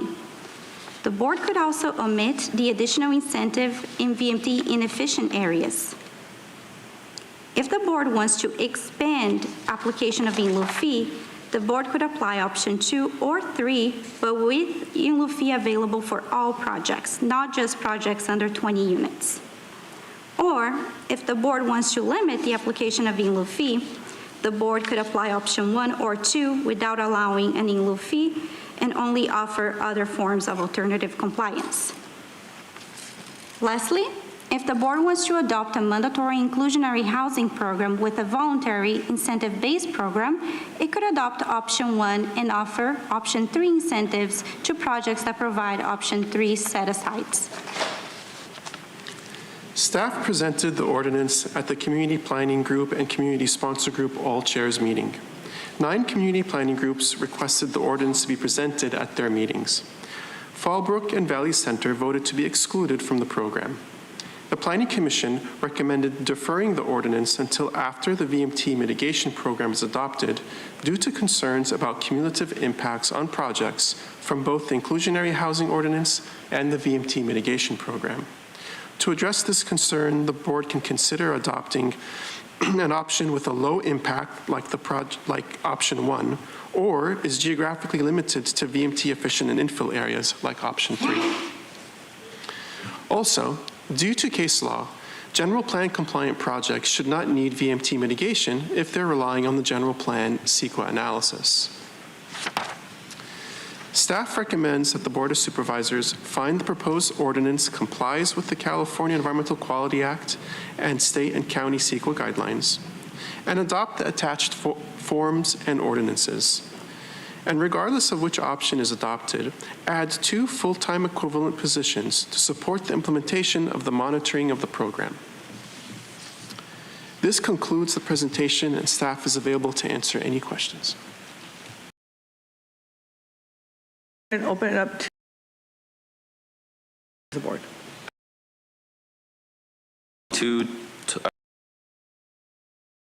We have by phone on this item. Any individual into the conference line. We'll favor the arrows and individuals and Kathleen. Okay.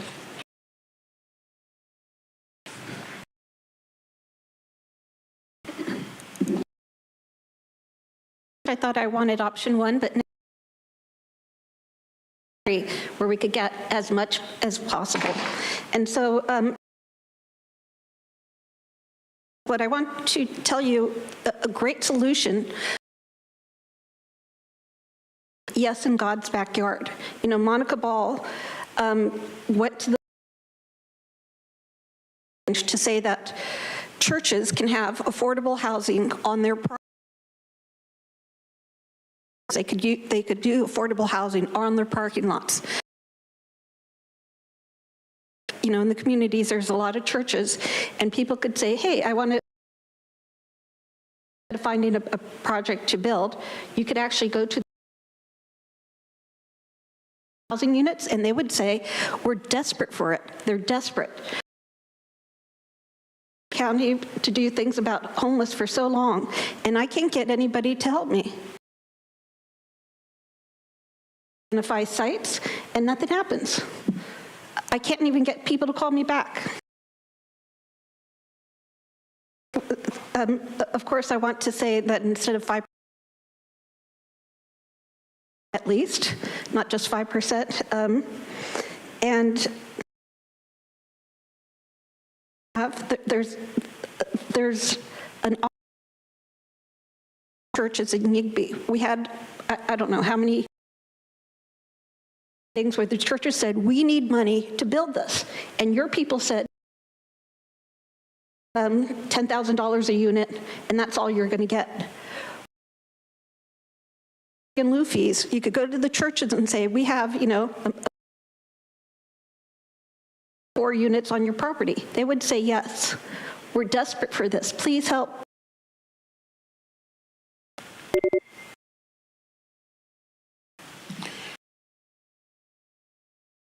The prior and support on county public use airport land.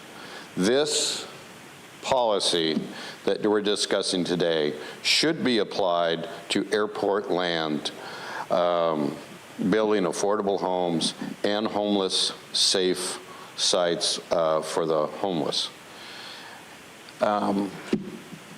The graph on the right is 70 acres, as the UT said, of the last parcel of vacant, flat land in El Cajon, and El Cajon is built out. Directly north of that graph are the 3 longhangers, which I missed on highlighting, but they are now vacant. They have water, they have power, and they have security, and they have access directly to a public road. They are, what do you figure, 1.5 miles down from the new Amazon warehouse, where possibly some of the homeless could be working and have a safe place to live. Also included on, I'm going to go back down south to the graph, that also could be built for affordable and safe homes for the warehouse and the businesses around there. I would respectfully ask that the board consider using vacant airport land, at least 10% of the vacant airport land of the 16 airports in San Diego County to be included in this housing ordinance. Thank you. Yeah, and I got 11 seconds. Any questions? I mean, I sort of missed some things on the graph, but hopefully you get the gist of it.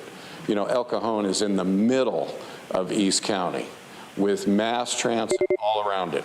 Thank you. While the next speakers come in forward, I'll call the 2 additional speakers in favor. Lisa, I believe it's Lofbaum, and Dan Boyd.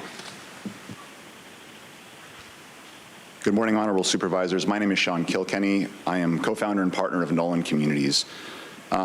The county's meeting its RENA requirements currently in large part with ADUs, mobile homes, and non-deed restricted single-family homes in long ago approved tentative maps in Valley Center and Fallbrook and Palo Mesa, selling at market rates.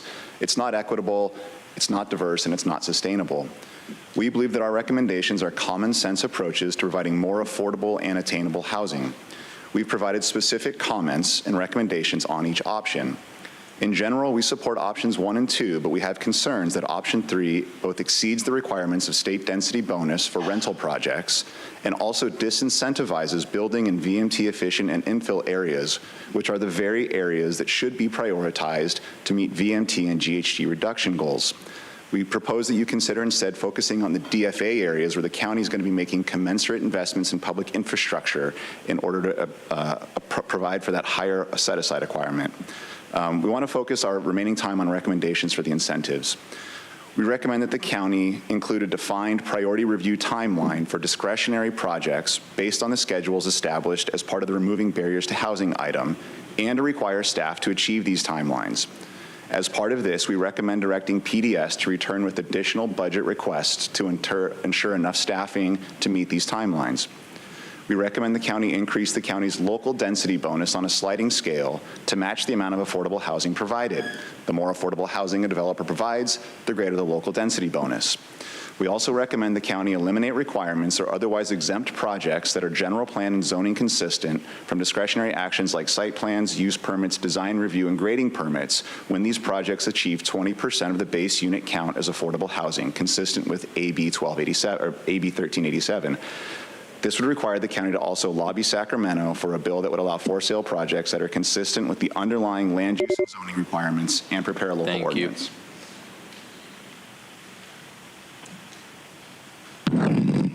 Hi. Dear members of the board, my name is Lisa Lofbaum, and I'm here to urge you to take a true, bold stand for true lasting solutions to affordable housing. Renting is a short-term fix, but home ownership, paying towards a mortgage, is the key to building sustainability, security, and long-term financial growth. I applaud the board for supporting tiny homes on wheels as a viable solution. Allowing them as ADUs under the 1033 program and in small lot developments is a significant step forward. You're not just setting policy, you're offering hope to countless people struggling to find a permanent place to call home. But I'm living proof of why more needs to be done. I own land in Fallbrook, yet I'm told I can't live on it because it's deemed illegal. Despite paying my fair share of property tax, I'm forced to pay an additional $18.50 in rent for another place to live every month. And this just isn't just my struggle. It's a widespread issue that prevents many from achieving the American dream of home ownership. Owning a home and the land beneath it is more than just about having a place to stay. It's about creating a stable future. I know this because in 1994, I bought land through an affordable housing program provided by the city of San Marcos, and it truly transformed my life. Now, despite using the proceeds to buy land in Fallbrook, I can't live on it due to costly restrictive ordinances. So I'm hoping today, after today's vote, my property's RHNA designation will help. Today, you have an opportunity for positive change. I gotta go fast. The measures you're voting on could make tiny homes a lasting solution for affordable housing. Imagine giving people not just a home, but a real stake in their community because they own their land, breaking the cycle of renting and building a foundation for lasting security. Let's make land ownership central to affordable housing. Together we can create not just homes, but futures filled with hope and stability. And I have to add, because I was not aware that until just moments ago that Fallbrook Design Group took it upon themselves to say we should be excluded from these excluded from the inclusionary housing ordinances. Boo, boo, Fallbrook, boo. Madam Chair and members of the Board of Supervisors, my name is Daniel Boyd. I'm Vice President of D.R. Horton. We're the largest home builder in the United States. We're very actively involved in the communities of San Diego and the County of San Diego, and overall we applaud staff's effort in preparing the presentation before you today. We generally support affordable housing, and in doing so, we're actively involved in the city of San Diego with a current project referred to as Emerald Hills. It's becoming a very successful project. Operating in 37 states, I've seen a number of these affordable housing programs. If they're designed properly, considerate of home ownership, the ability to afford a home, they become very successful. If staff and the county can administer these programs in a prudent, efficient way in which partnerships are formed between the applicant and staff, working to implement these programs is the key. No matter which option you pick, no matter which options mix and match, they've got to be attainable. They cannot be an impediment to housing.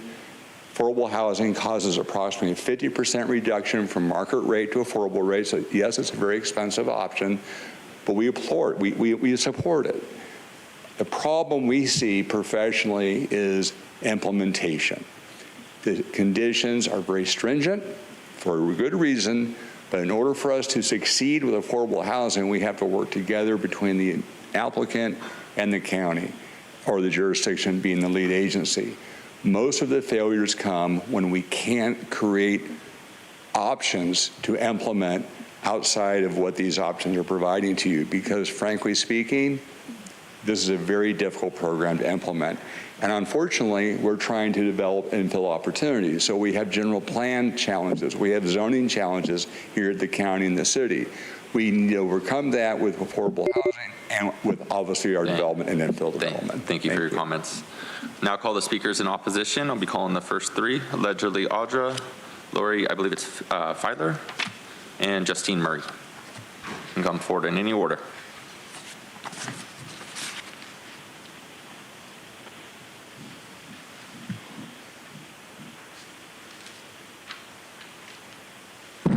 Good morning, Chair Vargas and Board of Supervisors. My name is Lori Holt-Filer. I'm the CEO and President of the BIA of the Building Industry of San Diego. And I'm here to ask you to defer action on adopting the inclusionary housing ordinance today. While we recognize the importance of addressing housing affordability and providing opportunities for low-income residents, the proposed inclusionary housing ordinance is not the most effective or equitable solution.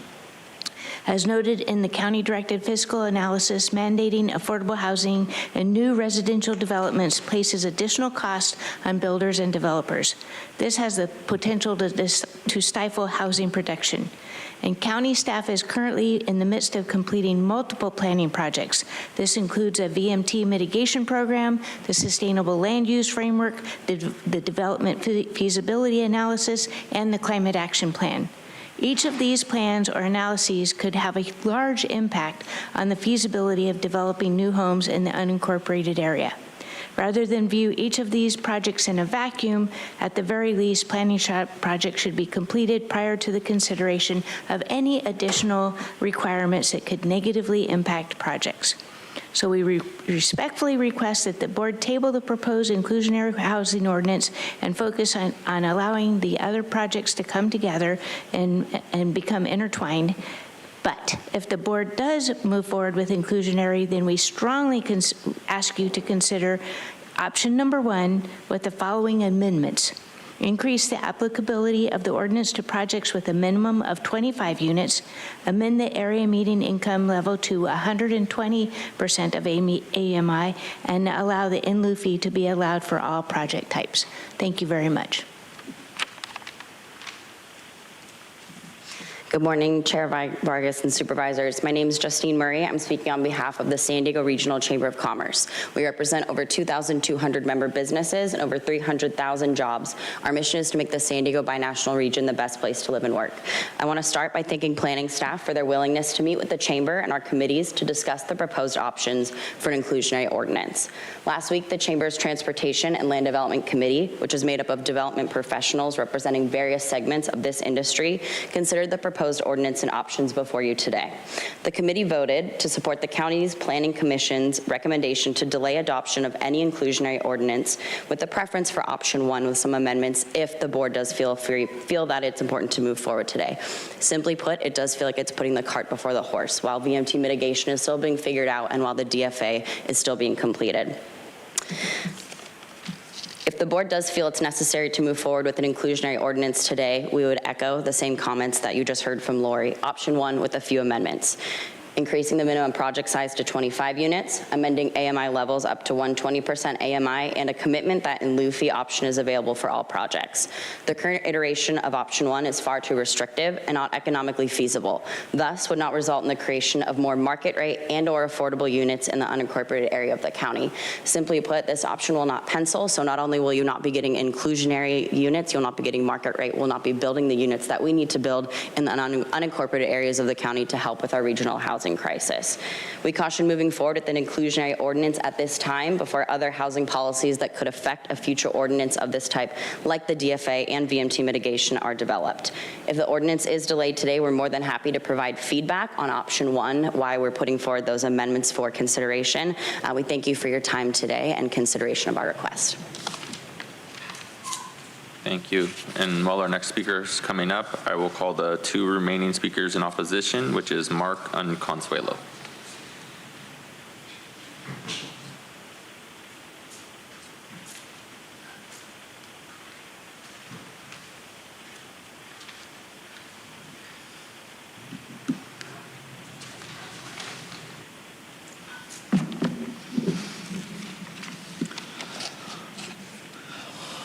Mark, so here's a recommendation by the Planning Commission. It says, recommend that the Board of Supervisors defer consideration of the draft inclusionary housing ordinance until the county's vehicle miles traveled VMT mitigation program is adopted. So I will be discussing how this relates to that. First of all, Nora is not only chair here, as I said, she's chair of SANDAG. They're the ones that are controlling this against the people's knowledge even that it's occurring. Here is, here. I'll talk a little more while she finds the meeting. Now, the meeting's name, this is how you spell SANDAG, and the name on YouTube of the video is SANDAG Binational United Nations Habitat UN Habitat Conference. You can see them limiting our movement at 1 hour, 22 minutes, and 50 seconds. We're going to play a section here from, well, look it up again, just put UN Habitat. SANDAG UN Habitat. So here's some videos you can check out in the meantime. Rosa Corey will describe how this is all occurring. Start at 3 minutes and 30 seconds. She's an accepted California expert witness. Yes, this totally relates. Yes, I just said, I talked about vehicle miles traveled and how this relates to the housing. It's in your book. It's right here as your recommendation, and I'm discussing that.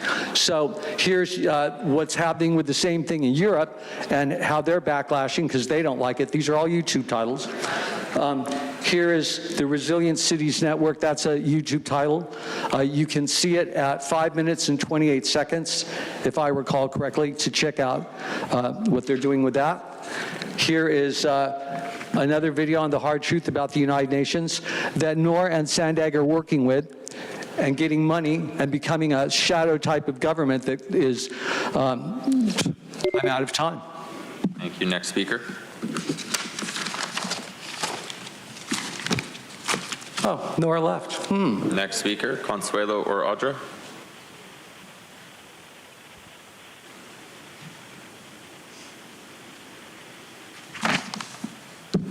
My person uses the name Audra, so it's interesting. The VMTs are going to drive us into 15-minute cities. How cool is that, right? Total enslavement. And I'm just wondering, it's like with incentives, you know, and the illegals are going to get $150,000 to buy a home. Wouldn't that be cool if everybody got that so they could actually purchase a home and not have to rely on you guys to provide it? And it's interesting, Jim, you're always talking about we don't want to get in our own way of building homes, but that's what you guys do. That's what this is. That's totally... It's crazy that there's 7 of you sitting here just to do a presentation. It's very interesting that we're paying for that. We could probably make more affordable housing if we didn't have to pay people to just say a few words at the meeting. But it's just interesting too, because it's like you have this in lieu fee. It's like either you want affordable housing or you don't. And you're like, well, we'll allow you to give us money if you don't really want to put it. And then you're like, we're going to go after all of these, like, you know, big companies like BlackRock and Vanguard and State Street for not providing the things and waste the people's money when you can't provide what needs to be provided for the people. And we're using all of this climate BS, the climate god, to, you know, determine like how the housing can be built and different things like that. It's like literally if you wanted to do it, you could. And the point is that you guys are just here to enslave the people. So it's like you do all this busy work and, you know, virtue signal like we're going to provide all this for the people. It's just going to take 100 years. So you'll be dead by the time it comes in.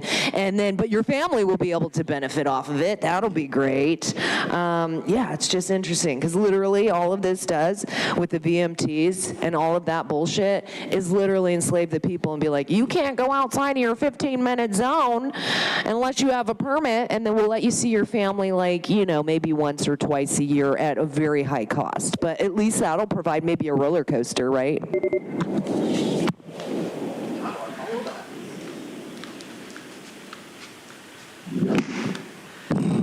Consuelo, yes. To piggyback off of everything that the previous speakers just touched base on. So this is California's housing market history. The San Diego metro area has been experiencing a growing housing deficit since the mid-90s.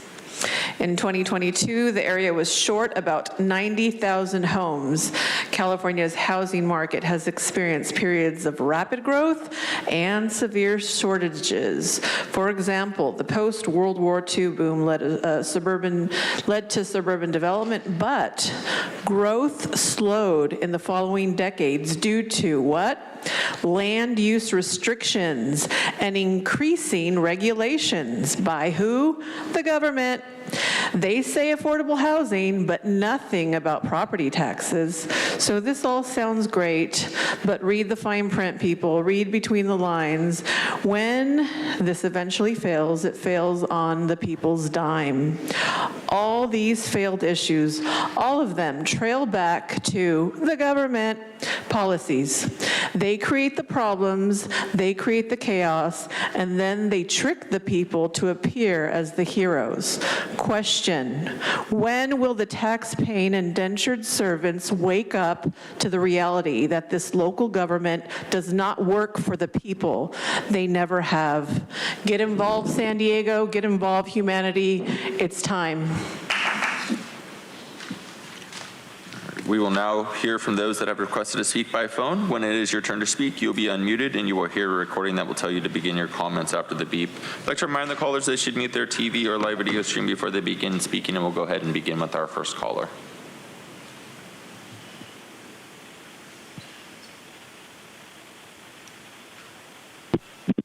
Paul Bold, good campaign, bad in reality. I agree that this inclusionary ordinance is needed because the high rents that are being charged are now fueling the homeless crisis and leaving less money for the other stuff. But this proposal needs to be reworked before it is approved, and please make it readable by the average small landlord as well.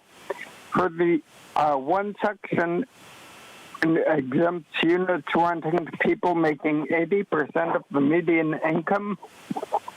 This is no way to create truly affordable housing. This needs to be amended down to 30%, as the presenter suggested, or less, something meaningful. I prefer option 2 of section 6341B 1, because it seems to allow both small and larger landlords to add units. Option 1 would allow subdividing houses, which is suboptimal. Packing 2 families into one house is too dense and bad for health and risks substandard conditions, overcrowding, and PTSD stuff. Option 3 seems to exclude smaller landlords by allowing only larger developments. Then other sections have more options. And the ordinance has way too many tables and has so many requirements that probably a lot of small landlords wishing to build will be discouraged. So who's left? Vanguard and Blackstone and Blackheart. Is this a real proposal or someone's attempt to make you do their work for them? The requirement is that affordable housing units. Thank you. Your time is up. We'll go to our next speaker.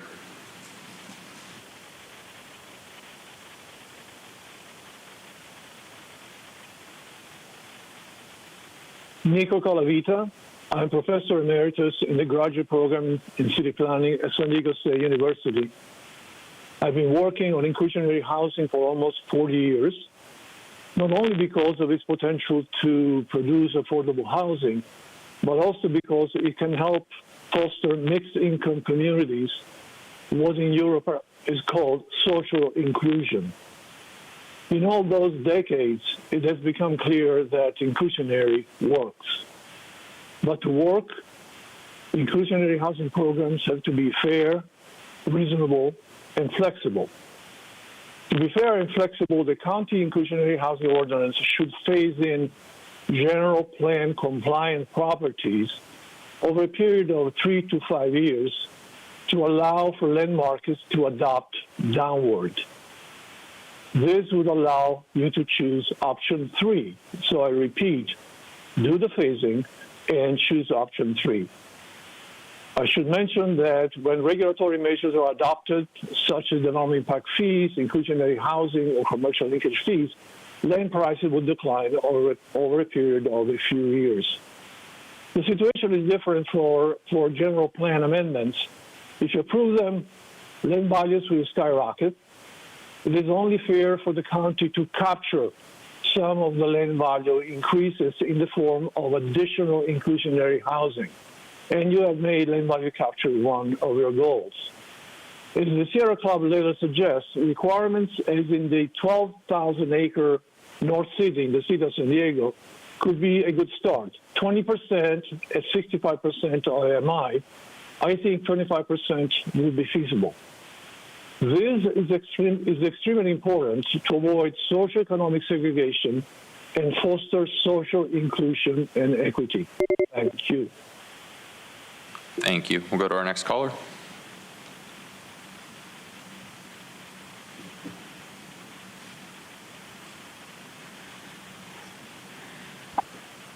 Hi, my name is Asma Abdi. I'm calling on behalf of PANA and the Coalition for Equitable Development.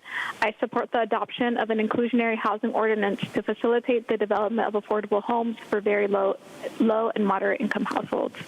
The ordinance should apply to the entire unincorporated area with the goal of incentivizing development near infrastructure and amenities to discourage sprawl, which has negative economic, social, and environmental impacts. Given that the county has only met 16% of its RHNA goal for the very low income range, I urge you to prioritize a rental set aside that increases the number of rental units accessible to very low income households. The ordinance should also encourage developers to build the affordable units on the same site as the market rate units to help advance affirmatively furthering fair housing requirements and address historic patterns of segregation and concentrated poverty. If the board allows off-site development as an alternative form of compliance, the off-site development should provide an additional 5% for very low income, less than 50% AMI, rental housing, or 5% of low to moderate income, less than 110% AMI for sale housing. If in-lieu fees are adopted, they should be updated annually based on the annual construction cost index or similar construction industry index selected by the CAO. Additionally, the ordinance should allow off-site construction and land donations that meet specified criteria to be transferred to a qualified community land trust, similar to the County of Los Angeles' ordinance. Developers that provide at least 50% more affordable, up to 65% AMI housing units than are required by the ordinance should receive priority review. Thank you so much for your time, and please vote yes on this item. Thank you. We'll go to our next speaker.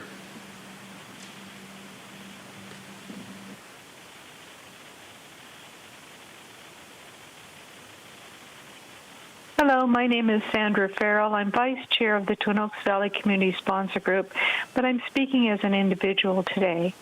I want to thank staff for reviewing the sponsor group letter to the Planning Commission on this ordinance. They have addressed some of my questions, but I would like answers to others if possible. Staff says the ordinance support this. What I don't support is any incentive that reduces the parking and open space requirements. Parking and open space is needed for everyone, especially the people of very low income who tend to be in the service industries, such as landscapers and in construction. They are not likely to use the bus or the Sprinter to get to and from work because their work changes often. They also have larger vehicles. Their children need open spaces as much as any other child, possibly more. One of the options is to direct the affordable housing to the VMT efficient and infill areas. Staff says it will not change the density, zoning, steep slope, or fire requirements. Some of the infill areas, though, are, per the general plan, semi-rural 1 and semi-rural 10. They are on steep slopes, designated very high fire, septic dependent with low water pressure. Most rely on the California FAIR Plan for fire insurance. What I'm wondering is why these areas are being considered as an option in this ordinance. Staff says the ordinance will place affordable homes in the same community plan as the market rate homes. I support this, especially if it is in the same project, for the reasons other speakers have stated. But there is no community plan area defined for the Boyne Creek area unless it is the entire North County metro area. So what does this mean? Does this mean a development? Thank you. Your time is up. We'll go ahead and go to our next speaker.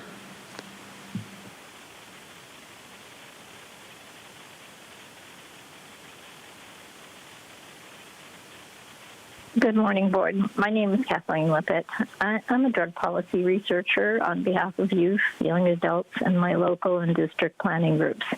The public has become increasingly confused and misinformed about drugs prescribed, over-the-counter, licit, illicit, legitimized, or normalized by state and local governments to pursue revenues, abandoning the independent role they were intended to play as unbiased resources of evidence-based research. Without being provided both the risk and benefit profiles of any drug or drug policy, the public can hardly be expected to make informed choices. I appreciated the earlier comment regarding the importance of conflicts of interest. Regulatory agencies have become increasingly influenced by the donations given to them to shape their professional opinions. Dr. Bertha Madras, Harvard Medical School psychobiologist and renowned drug and brain researcher, recently recognized how her work has become more challenged by marijuana and psychedelic industries, having invaded medical societies, professional associations, hospitals, and universities. We are aware that most, like me, over the last couple of years have made every effort to provide unbiased information to inform county drug policies. The evidence of the nexus between high THC marijuana, mental health problems, expanded drug use, emergency visits, poisonings, homelessness. Kathleen, I'm going to go ahead and pause your time. Just to note, this is for item 11, non-agenda. If you're signed up for that, will be heard at the conclusion of today's session. Chairwoman would like you to stay on topic. Apologies. Excuse me, I would like to seek a non-agenda public comment. My apologies. No problem. You can go ahead and disconnect your call and then call back, okay? Thank you. You're welcome. Okay, we'll go ahead and go to our next caller.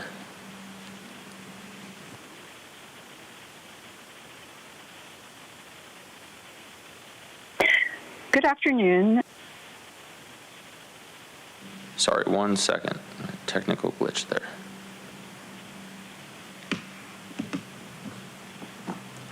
There you go, Susan. You can go ahead and begin your comments. I got your time started. Over.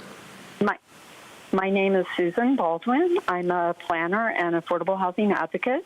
Thank you for bringing this important program forward today. The County of San Diego should join the other 11 jurisdictions in the San Diego region by adopting an inclusionary housing ordinance. We have an affordable housing crisis, and this ordinance will help provide housing for very low, low, and moderate income households, and will ensure the location of affordable housing in all communities in the unincorporated area. Also, please adopt a 20% inclusionary housing requirement at 65% AMI for general plan amendment projects as recommended by the Sierra Club and Professor Nico Calavita. I support option 3. It should, however, apply to the whole unincorporated area. Thank you. Thank you. We'll go to our next speaker.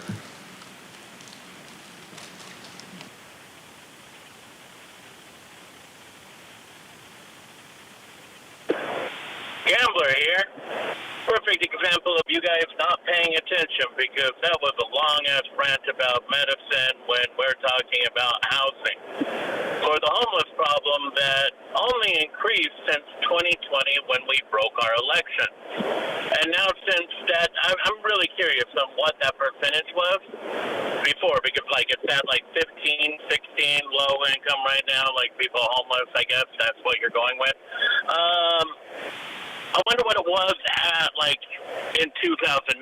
I don't think we were reaching those numbers. It must have been the policy changes that you guys have been implementing that in increasing the amount of people that are homeless, forcing you guys to do the good thing and make give our taxpayer money to other organizations, cut down their prices, make it cheaper for them to build our housing that will save us, but make them an ungodly amount of money. I mean, it's kind of like someone set this up to do so that they could make money off of this, using our elections as, you know, to get it done. And what, a little bit of kickbacks to you guys, and you guys don't look into the elections at all? Because whether or not you're selected or elected, you still have that position. It is still your duty to make sure that we have safe and secure elections so that this kind of shit does not happen. But apparently, right now, we want this shit to happen because A, it makes you guys money, B, it destroys California and the United States because we're trying to get everyone to do this. Like, I really, really do not understand your guys' motivation and who you actually work for, because it's clearly not the people. I mean, you're making it obvious and evident. Thank you. Your time is up. We'll go to our next caller.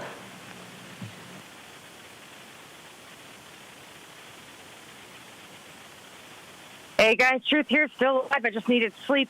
On Mark Dorian's earlier note of lowering our standard of living and government intentionally taking the entirely wrong approach, here's this item.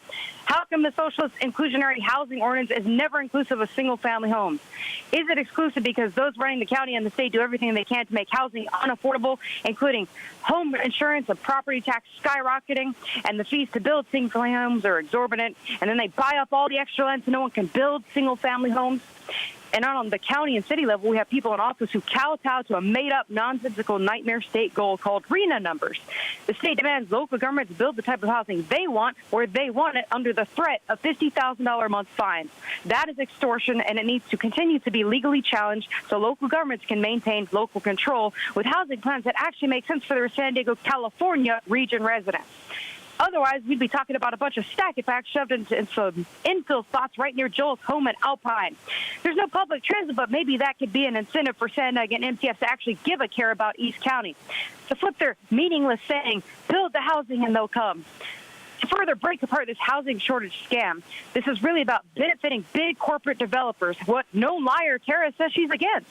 It benefits companies like BlackRock and Blackstone to have governments say they only have to insure a certain percentage of the cheaper rent box units, as low as 5%, which this presentation said could be a measly 2 units, which means the developer could build 8 more boxes to profit off of, and then they can get their dense luxury buildings shoved into neighborhoods fast with lower fees and without the neighborhood's consent.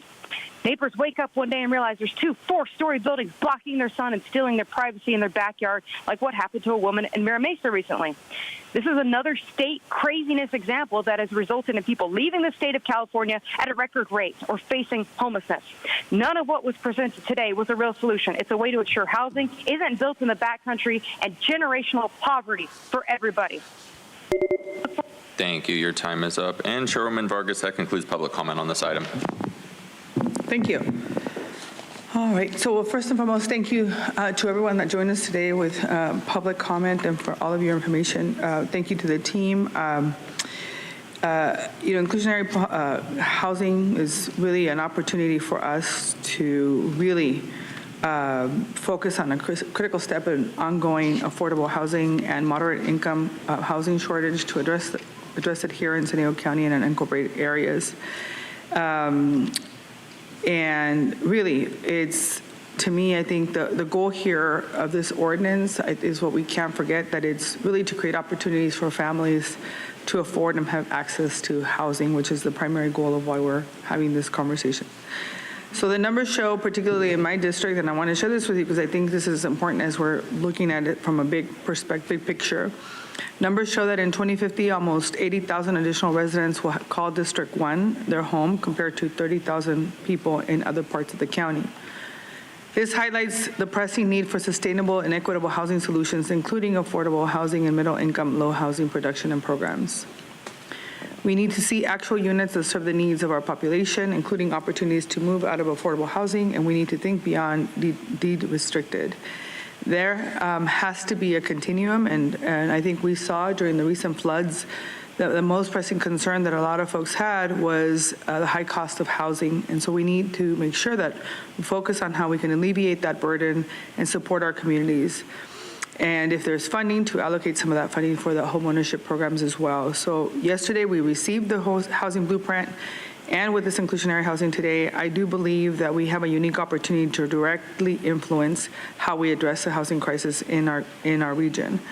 Because we are meeting the RHA, the arena numbers at the higher income levels, we continue to fall short at the very low level, because I think we're 71 in the lower end, but it's only 16 at the lower end, right? The very lower end.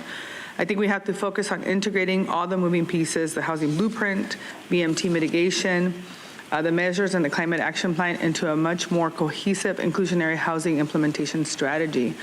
Integrating our efforts and understanding our role as a county and collaborating with other communities and cities and stakeholders will give us an opportunity for a more comprehensive and effective approach. This item is a great start, and I want to thank the team for all the work that you did and for really bringing stakeholders together to make sure that you got feedback and presented this to us. But I think these ideas need to be part of an implementation packet that should be brought back in the winter. The county's inclusionary housing has the potential not to only to build and secure affordable rents for our residents, but also has the potential to provide opportunities for home ownership and stable affordable housing for income and middle income communities. So by creating pathways to affordable home ownership, we help communities build generational wealth, ensuring that future generations can benefit from the economic stability and prosperity that comes with owning a home. So this is a crucial step towards closing the wealth gap and fostering long-term financial security within San Diego's diverse communities. So I commend the county staff once again for all the work that they've done in developing the different options for this item and for ensuring that equity is at the core. But at this time, I think the best action moving forward is to bring this item back in the winter of this year in the form of an implementation packet. And for that reason, I'm going to go ahead and make a motion. And okay, thank you. We move it. And so I want to make sure that these particular items, so that after the DFA and the VMT mitigation program options are presented to the board in winter, that staff bring to us and return the options, and make sure that the considerations include ensure overall housing production is not negatively impacted, align with the state density bonus law, include considerations for phasing in the program to allow time for land values to adjust the program, continue to engage with experts and the community, provide inclusionary housing production estimates for each of these options, including middle-income home ownership, infrastructure that can be provided in option 3 to maximize units in the BMT efficient and infill areas concurrent with the development feasibility analysis for those areas. And offsite developments should be within a radius of 3 miles of the vicinity or the community planning area. So it's a combination of the recommendations that you made. So thank you for seconding that, Supervisor Anderson. Supervisor Desmond. Okay, so I want to understand that the motion is just to come and bring it back. So we're not really opting for 2D. It's just bring it back again. It's not really bringing it back again. It's actually incorporated into a bigger plan, an inclusive plan that includes all of the other items that we're looking at this time. And so you are welcome to make recommendations of what you would like to see in that inclusionary plan. I was leaning towards 3 and 1, but I think there's still a lot of questions around where we are with BMT. There's still a lot of questions as you know, we provided feedback yesterday on the housing blueprint.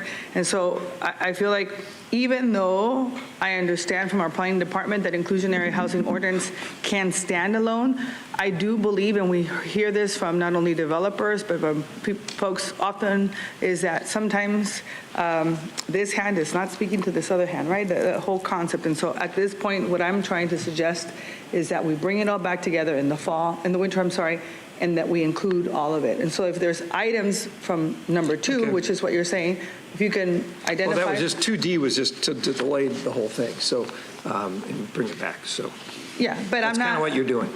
Okay, but I gave very specific direction of what I want. So it's not just necessarily 2D. That's why I changed the actual Yeah, do you want to put it up? Yeah. See, it would have been easy for me to say just 2D. That's not my recommendation. My recommendation is a combination of all of them. Okay. Hope that makes sense. Okay. Well, I still have some questions, and I want to make some comments, but I have not seen this before. Okay. Would you like me to come back for you? No, I'm pretty good, but one of the things I would like to see brought in here. But first of all, thanks. Thanks for the presentation. I know a lot of work went into this and figuring out the percentages and all the different areas and the different options. So thank you very much for that. And I don't mind the idea of having an inclusionary housing ordinance. We had one in San Marcos when I was mayor, and we approved a lot of affordable housing projects. I think we had a 10% inclusionary, and we built a lot of affordable housing. We had about a 10% of our housing stock was deed restricted affordable, which is one of the reasons why we have very few homeless in San Marcos. But I think, as our chair had alluded to, we got to get this right. And we need both very low and low income, but we also need the market rate workforce housing. We don't want to sacrifice one for the other, but what happens, though, in a housing project, but I guess you get the density bonus to maybe offset it, is that the cost for the low and the very low gets added on to the market rate ones. But if you get the bonus, then that seems to work out. But I just want to make sure that we're not, putting one before the other. And as the BIA and others have stated, if the only way we're going to get affordable units if overall housing projects are still viable. If housing projects are not viable at all, we're not going to get the affordable ones. And I do think it'd be very prudent, I'd like to see in the comeback plan, take a look at what the building industry said works for them. They had 3 different amendments on here of what they would like to see with option 1, the minimum number of units to go up, the AMI to be a different number, and the in-lieu fees. And this is the message from the building industry. These are the people that are actually going to build it. If we can't meet them, at least halfway or partway on what their requests are, this isn't going to get, none of it's going to get built. So this is, I think, we got to listen to the people that are actually going to put units and put in the ground. So I think we have to take a strong look at what their suggestions are. I know we just got the letter a couple of days ago from them, but I do think if those options could be implemented so that we get units built. I also think, we keep putting new policies and regulations. We just got to make sure we're not getting in the way. It was a planning commission's recommendation to defer consideration until the VMT mitigation's in place. I know we're still waiting on, it was mentioned, VMT, development feasibility analysis, climate action plan, sustainable use framework. I don't know if those are all going to be done by winter or not. I'm probably guessing not. But there's a lot of things at play. But I think with so much uncertainty in the pending acts and development costs, I agree with the Planning Commission to send in the letter from the BIA that we put a pause on this, which we're doing, which I'm glad to hear. And the gentleman who talked about implementation, I think that's very important. An implementation plan and work with the industry to see how that implementation is going to work smoothly. If there's no certainty, and there's too much risk, the industry isn't going to build these things. So I think working with that implementation plan and seeing what has to be put in place is, so hopefully this is in line with your motion. But I do think we can make this work, but we can't stifle development. And maybe even with the BIA suggestions, if you look at those, we look at the RENA numbers, but we also have beyond the RENA numbers, we just need housing for our workforce. And for businesses, they need housing. So we still need, other types while we're building, and we've got to achieve those while we're building the affordable or the inclusionary housing. So if you can encapsulate all that, the implementation plan, and looking at the BIA suggestions, also to be part of that plan coming back, so that the industry says, yes, we can do it. That's what I'm really going to be looking for. So thank you.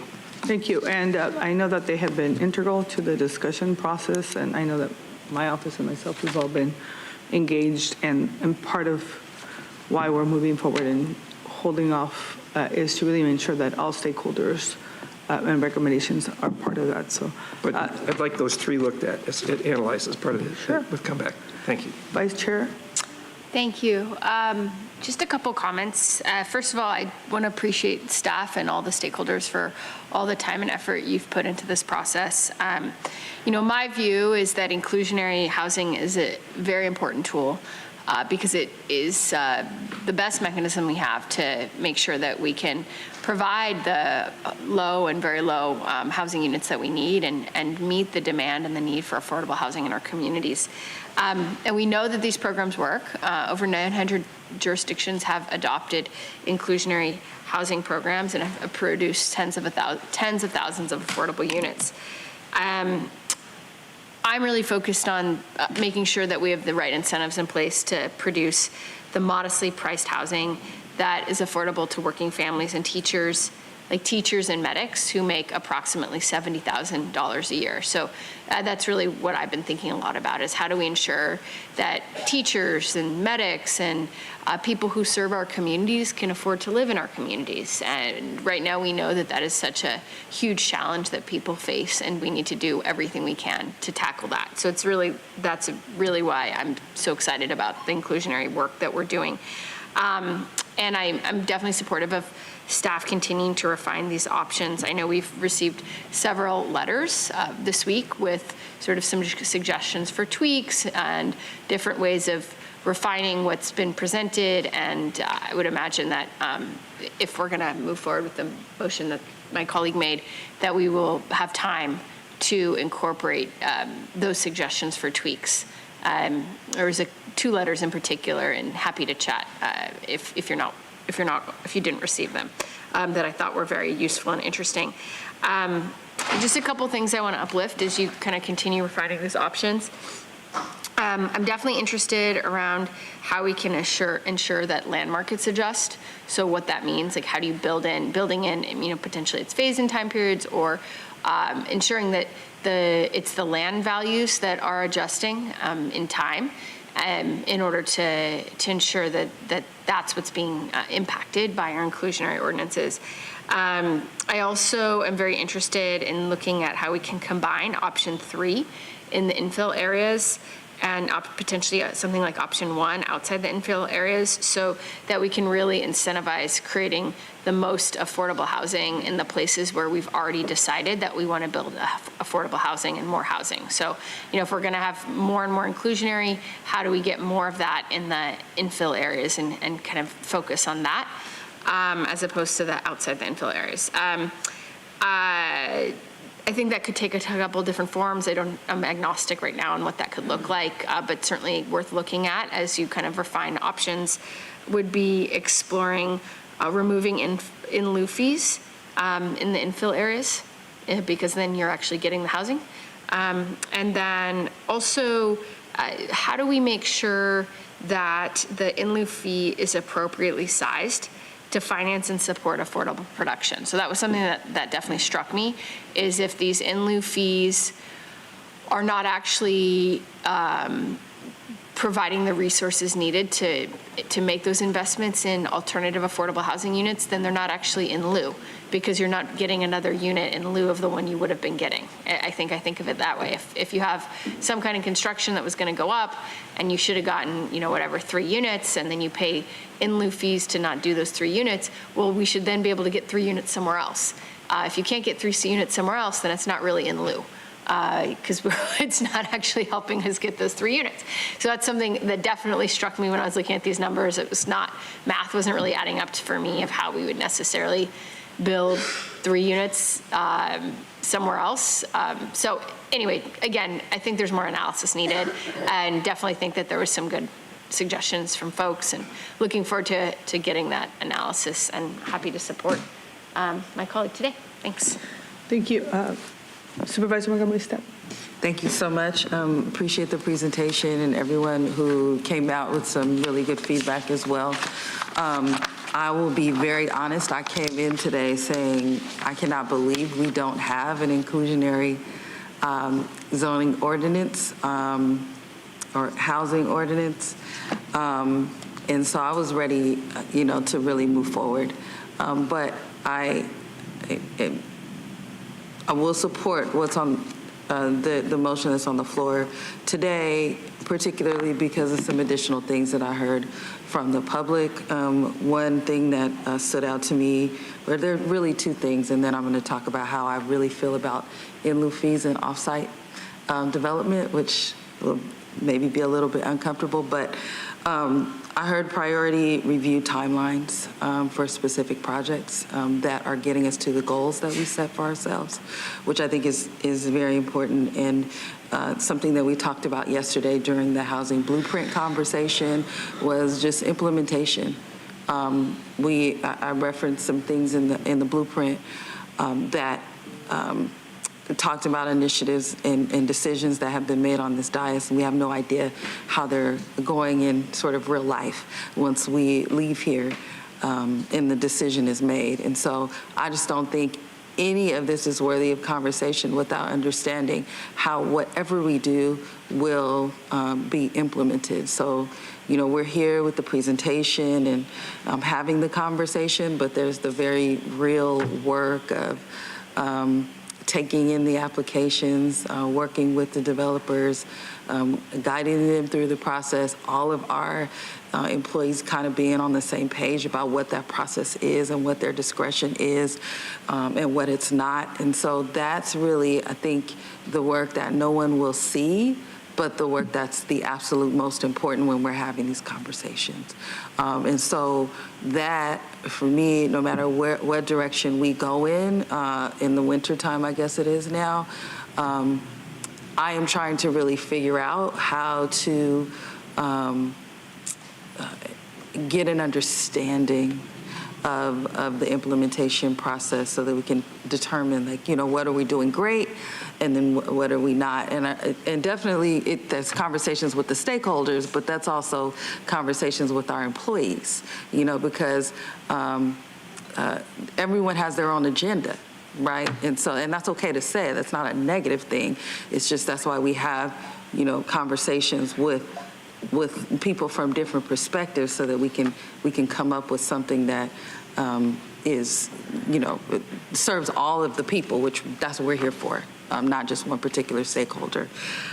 So I could go on and on about that all day. That's my biggest frustration. It always has been as an elected official, that we have this drive to do these things and produce more housing or anything else that we talk about, and then it somehow can get lost in the shuffle of 18,000 employees. That's we don't have 18,000 people approving permits, but just generally speaking. So I want to. Those are priority review timelines. There was a lot of other stuff that we'll have more conversations about that from the feedback. And I just want to say I do appreciate D.R. Horton being here and the project that you are doing in Emerald Hills. We worked together on that quite a bit before I came over to the county. So the whole purpose of inclusionary housing, it's a tool, of course. We know we're lacking in affordable housing.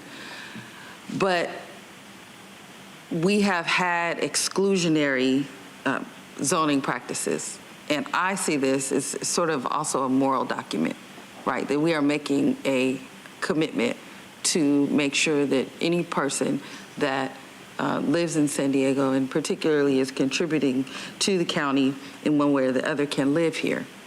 And previous, exclusionary practices have prevented us from doing that. So I feel in my mind it's sort of making up for some of the redlining and practices that have led to really a legacy of segregated neighborhoods, even here in San Diego. So with that, I'm always looking at these alternative compliance methods, including the land donation, the in lieu fees, and the offsite production.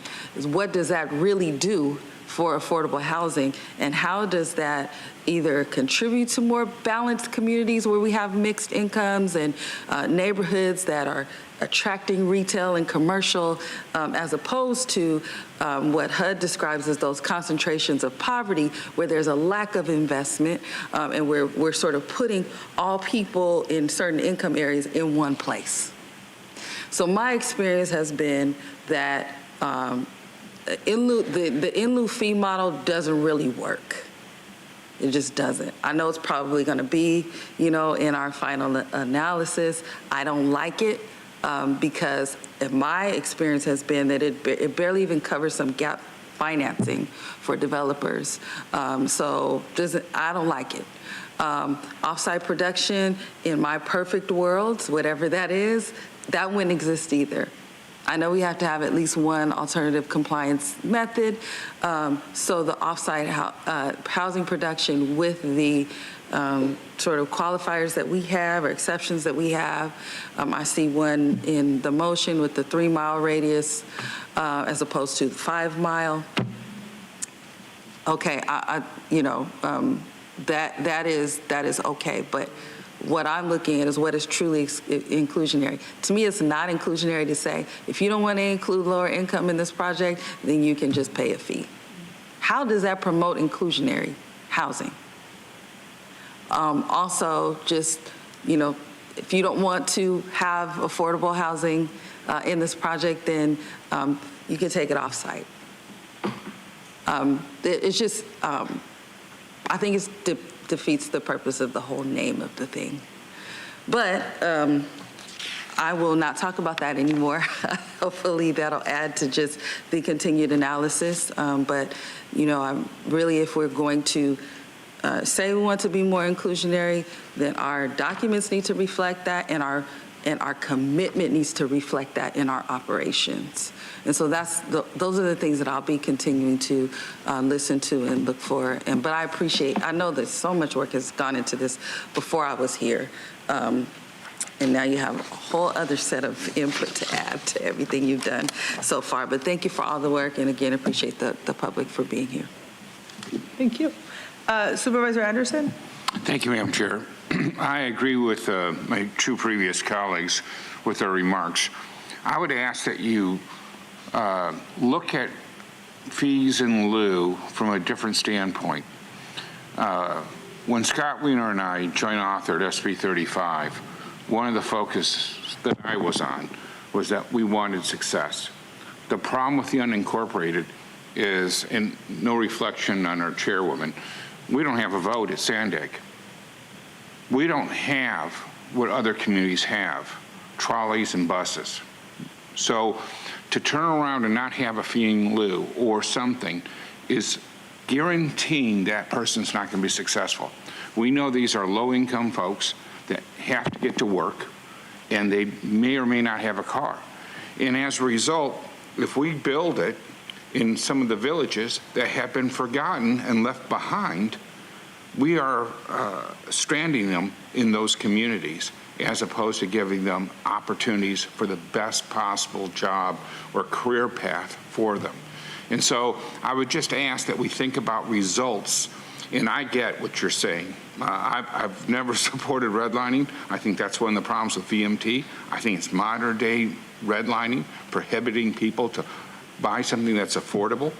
But I also think that we miss opportunities too when some of these on the lowest of the lower end may require social services. And if we can get some economies of scale so that we can guarantee their future, I don't want somebody to move into affordable housing and then we use the caste system to keep them in affordable housing. I want them to use that as a stepping stone to move up in homes, move up in the American dream, and actually achieve the goals that so many people in San Diego County have hit and succeeded at. So when I look at that, I'm thinking about, can we leverage the in lieu or other items to ensure their success, not for the developer, but for the person who's going to be purchasing and moving in. And you know what, I'm thinking that we're on the same path, that we may have come from different areas. I live in the rural portion of the county, so I look at it differently, knowing that we don't have whatever other people have. Earlier today we talked about, we're so grateful, and thank you to my colleague who's worked so hard to bring internet to the unincorporated. But we have people downtown that are complaining the internet's not fast enough when portions of our county don't have internet. So, let's really truly look at the needs. And I get it's hard to overcome the past, but let's look at the needs to grow the future and ensure that everyone has every opportunity to succeed in life. And I don't want to put them in the back 40, strand them, and then they fail to make payments because they can't get to work or they can't find employment that fully utilizes all their skill sets. So when we're moving forward, you've gotten every direction in the world to look at fees in lieu and other benefits, but I look at it not from the standpoint of benefiting developers, but rather benefiting my constituents. So thank you. Supervisor Desmond? Thank you, Madam Chair. I had time to read A through G up here. I just had a question on the intent for off-site development. And I get should and shall and must, and those are very important words. So this is should be within a 3-mile radius or the vicinity of the community planning area, or in the community planning area. It's not a must. I guess it's or is that a must? It has to be, because what one of the speakers asked for was flexibility. And if there's something that's, I don't know, 4.5 miles out or something like that, or just because of the topography or the slopes or whatever the case may be, I just want to make sure we're flexible enough so we're not turning projects down if this is a must. Does that give you let me ask the team, does that give you the flexibility that you need? Currently, as proposed in the draft ordinance, off-site development is one of 3 alternative compliance measures. One of the stipulations currently is that it has to be either within 5 miles of the project, or within the community planning area, or within a VMT efficient and infill area and high resource area. So there's several ways to comply. Well, as I read this, they all may. I mean, the unincorporated area is desert, it's mountains, there's a lot of topography. And I just don't want to kill projects, or I want to have that flexibility of okay, this isn't going to work for this project, so maybe we can adjust. Or I just want to have that flexibility built in overall. My intention was that there would be flexibility, so it should be. But that's why I'm asking the team that, are you reading it that way, or do I just have to put it on the record? Yes, Chairwoman, if the term is should versus must, that's sufficiently flexible. Okay. We can work on any additional criteria. Okay. Thank you. All right, Supervisor Montgomery, step. Just real quick, just to follow up on the in lieu fee conversation. My understanding is that the in lieu fees had a very, if we can craft how they're used, then I'm open for that conversation. If they are restricted via state law as to how they're used to further other development, then that's where I have issues with it, because it's just defeated to not have to adhere to the requirement. And my experience has been that they, over at the city, we had one, and we had inclusionary housing ordinance, that they went to the Affordable Housing Trust Fund. And in that, they were, they were helpful, but not as helpful as they should have been. And so that's where I wanted to make that distinction. We can also have that conversation, or at least get clarity as to what our authority, can be around, where those funds would go. Okay. With that, Oh, sorry. I was trying to request to talk. My bad. Vice Chair Lawson. Thank you, Chairwoman. Oh, thank you. Sorry. I just wanted to pick up on this conversation by my colleagues because I think it's helpful. We're asking staff to do a lot of analysis, and I want to build on these comments as the kind of things that conversations I hope we can have in more depth when we come back. I think they're both saying something that was very relevant to what my point was, which is I am much more interested in actually inclusionary housing being built in places where there is access to transit, where it does make sense, where it's already going to make sense to have density, and much less and more open to in lieu fees in the places where, as my other colleague pointed out, it doesn't make sense because there's no way for people to get from point A to point B. And so that was what I was trying to uplift, that there's parts of our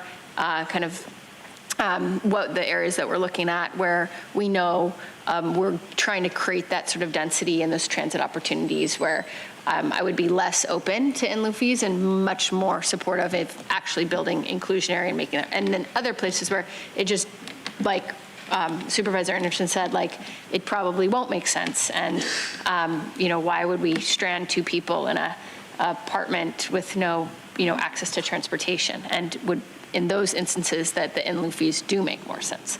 So that was what I was trying to get at, but they did a better job. So I wanted to tie those pieces together. All right, thank you very much. And so I'm just going to check in with the team to make sure you feel you have everything that you need from us to be able to come back in the winter on this item. If not, we're always available. Thank you, Chairwoman. Yes, we do. We'll be coming in the winter with a VMT, and then we'll come in short order with this item. Okay, fantastic. All right, with that, we have a motion and a second. Please vote. Thank you. And Chairwoman Vargas, that motion passes unanimously with all supervisors being present and voting aye.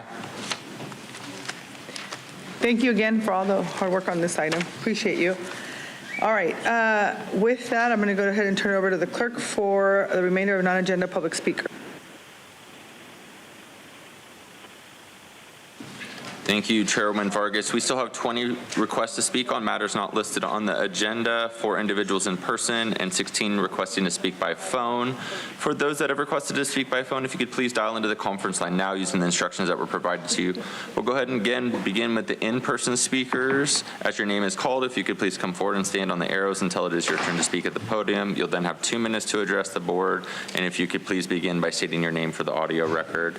I'd like to invite forward the first 3 individuals, Catherine Rhodes, Zora Fahim, and Samantha Prado.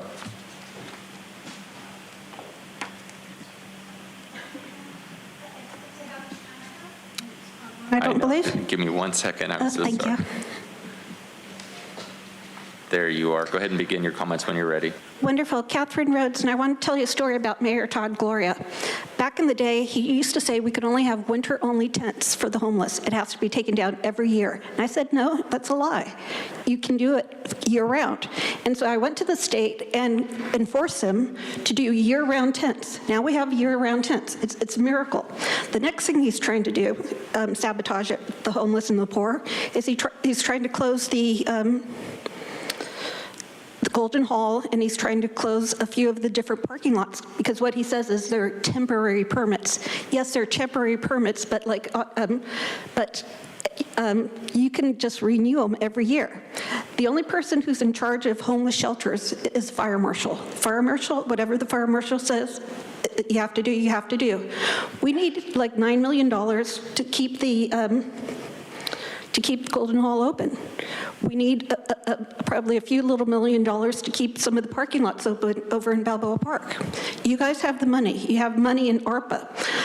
I've been trying to go through your homeless department, and they basically don't return my calls. I have so many solutions for them. I can't get anything. So anyway, 49 days ago, the California Coastal Commission, W14A, approved Barracks H at Liberty Station. And Todd Gloria used to say that we couldn't have homeless on state tidelands, specifically Mission Bay and South Shore parking lot. And I said, no, that's a lie. Of course we can. And this proves that we can. So what it does, it opens up everything. It opens up all Mission Bay. We have Fiesta Island, Yanza Cove, South Shore parking lot. And then one thing I wanted to go with my councilperson, Tara Lawson-Reamer, is talk about the beautiful 1,000 spaces that we have at Silver Stair and State Beach, where we could put homeless there right now. I know where the funding is. Please, I'm going to go to Terry Lawson Reimers and ask for. Thank you. Next speaker.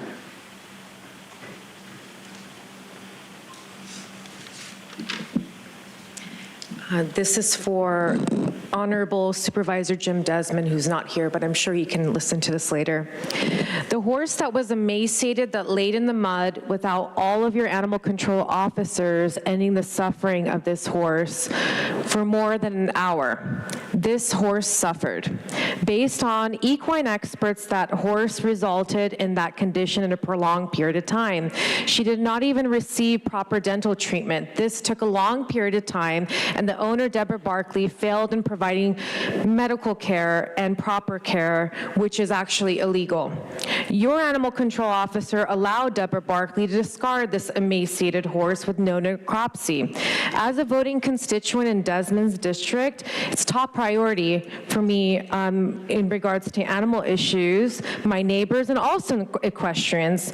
I'd like to put it on record that from District 1 all the way to District 5 is not doing anything to hold accountable or alleviate the suffering of animals in our district, in our county, actually. Mr. Desmond, your office meets with Animal Services and Public Safety Group for several hours, but your staff, for Shana, and I have spoken for disappointed. Mr. Desmond, you represent us residents and equestrians, not Animal Services or Public Safety Group, and we need you to hear us. We believe that Supervisor Tara Larson-Reamer, Deputy District Attorney Eric Bodner, Kathleen Flannery, Andrew Strong, Ebony Shelton is aiding and abetting felony criminal animal cruelty.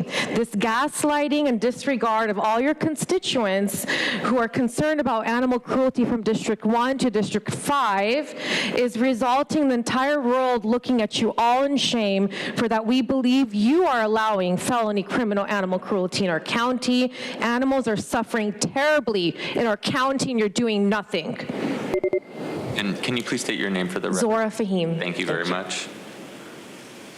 And Samantha Prado.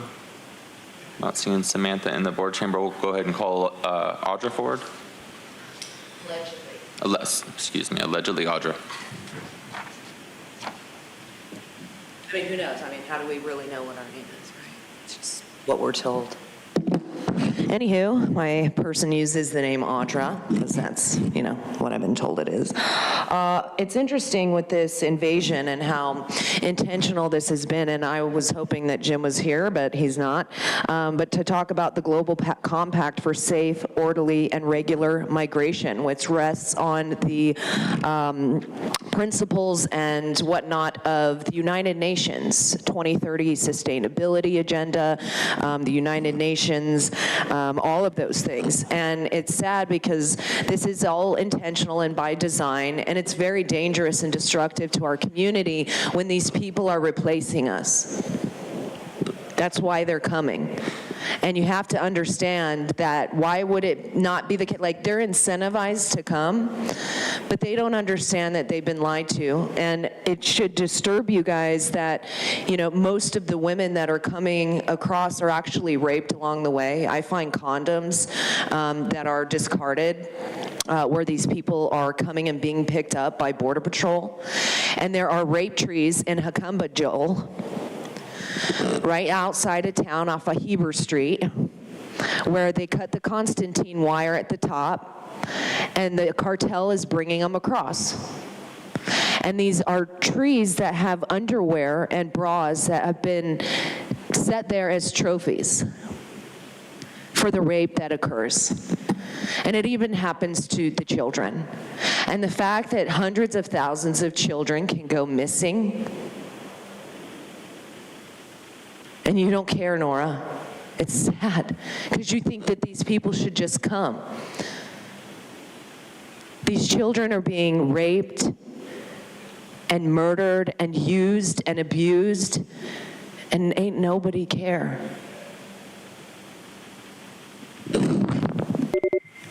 And we'll invite forward Consuelo to give non-agenda public comment.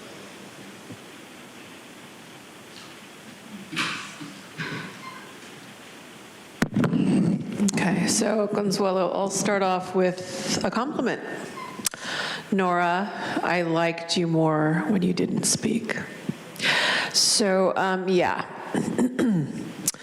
I guess you missed my name in your mouth because I don't know exactly what triggered you yesterday. Maybe it was the fact that I called out the fact that you are, in fact, wasting $41,000 a month of our money for security when there are people suffering all over the county that could undoubtedly use that for way more important things. And your divide and conquer, kick out Consuelo tactic backfired. Because the people who were in here, well, it ended up that we ended on hugs and love. One lady told me, "Girl, I thought you were gonna hit me." I said, "No way." It's frustrating only because a few people are paying attention. And when we are there speaking, it sounds like we're saying some of the most off-the-wall crazy things. But again, it's only because we're paying close attention that we receive the unwanted stepchild treatment.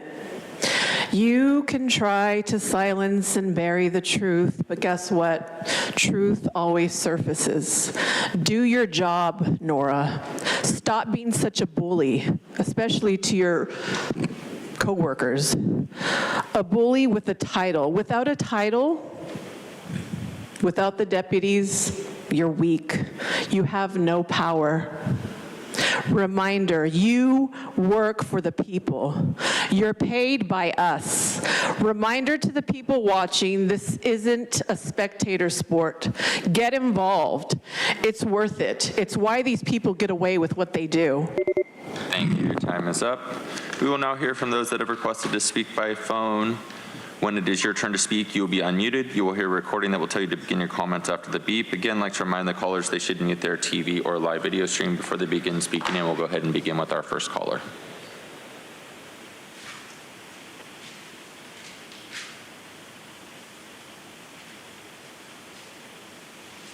Hi, my name is Kate Ione. I'm an animal rights activist. We believe that Public Safety Group and Department of Animal Services, Steve Lujan and Kathleen Flannery, are aiding and abetting felony criminal animal cruelty. Steve Lujan has no background in animal welfare, let alone horses, and he is making statements that are simply not true about the horses on Artesian Road. The horses on Artesian Road continue to be abused, neglected, and uncared for with no health care. County Board of Supervisors are failing our animals. Animals are suffering, and the County Supervisors is doing nothing. Sarah Lawson-Remmer is the supervisor for this district, and that is also my voting district. And I will not be voting for her, and I will be telling my neighbors the same, because it's okay for humans to treat animals in such a cruel way. But if humans treat humans badly, then they're psychopaths or something. But it's okay for everyone to abuse animals. And we've come here time and time again to beg you guys to care. And it's time you start caring because it's getting close to voting time. Thank you. Thank you. We'll go to our next speaker.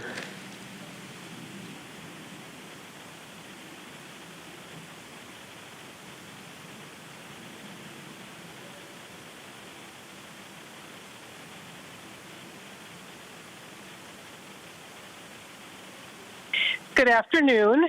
My name is Lindy Green, and I would like to speak on the artesian horses issue.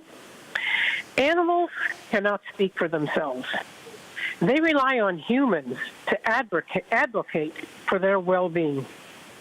The abuses against these horses have already been extensively documented and described by previous speakers. I don't need to re-itemize them here. What I am hearing is that nothing is being done, and it's being falsely reported that everything is okay. This is unacceptable. Animals experience discomfort and neglect the same way we would. The authorities need to stop lollygagging and ignoring animal welfare laws. Send these animals to sanctuary and rehome the dog too. Shout out to Supervisor Desmond again. Thank you for caring. You're definitely one of my heroes. And thank you for having given me the opportunity to speak once more. Thank you. We'll go ahead and go to our next speaker.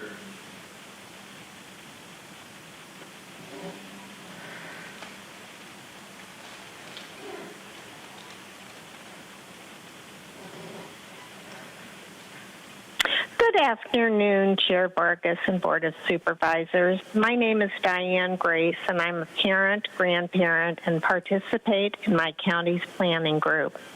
Yesterday at the Board of Supervisors meeting, item 6 recognized the role of social media in the youth mental health crisis. Another facet of social media is displayed there by marijuana businesses advertising, including the 5 county marijuana businesses already operating. As Marijuana Biz Daily, an industry newsletter, recently wrote, quote, TikTok often feels young, energetic, and fun. It is a fantastic way for cannabis companies to connect with their young audience, end of quote. Another message suggested that, quote, Instagram and TikTok are the undisputed marketing channels for those ages 5 to 35, reaching 60 and 70% of the market. Although social media isn't the only option for marijuana marketing, but it's by far one of the most effective, end of quote. Another suggestion, quote, marijuana businesses use Twitter to reach young audiences because it has much weaker sensors, end of quote. Unfortunately, to avoid detection, marijuana businesses have learned the best practices for circumventing restrictions and censors using clever abbreviation and slang that can elude boundaries, thus reaching their target audience, young people. We know that the county's marijuana storefronts are very active on these teen communication tools. I respectfully suggest that we do not need more county pot shops than we... Thank you. Your time is up. We'll go ahead and go to our next speaker.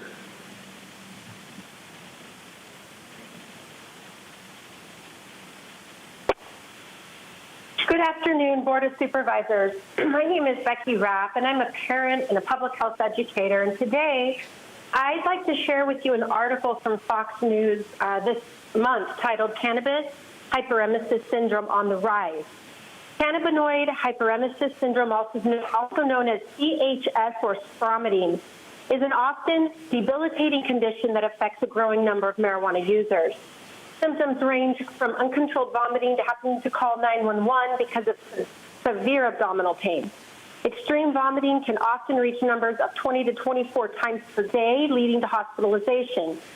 Dr. Ranit Lev, an emergency and addiction physician at Scripps Mercy Hospital and former chief medical officer of the White House of National Drug Control Policy, stated that it is not uncommon and, in fact, a daily diagnosis here in San Diego as patients come to the ED experiencing symptoms. Daily marijuana users surpass the number of daily alcohol users, and our emergency departments are feeling it. It's estimated that up to 20% of chronic marijuana users will experience CHS or stromatine. As a county that has permitted hot products, actual medical data must be shared with the public. Just because a product is sold does not mean it is safe to consume, and I urge you to invite Dr. Lev to come and present to this board, giving firsthand medical experience from treating patients with CHS and the impact it's having on already overloaded emergency departments. Dr. Lev would have been an excellent source of information when responding to the grand jury regarding the public health crisis we're experiencing with the permitting of high-potency THC products. Thank you. Thank you. We'll go ahead and go to our next speaker.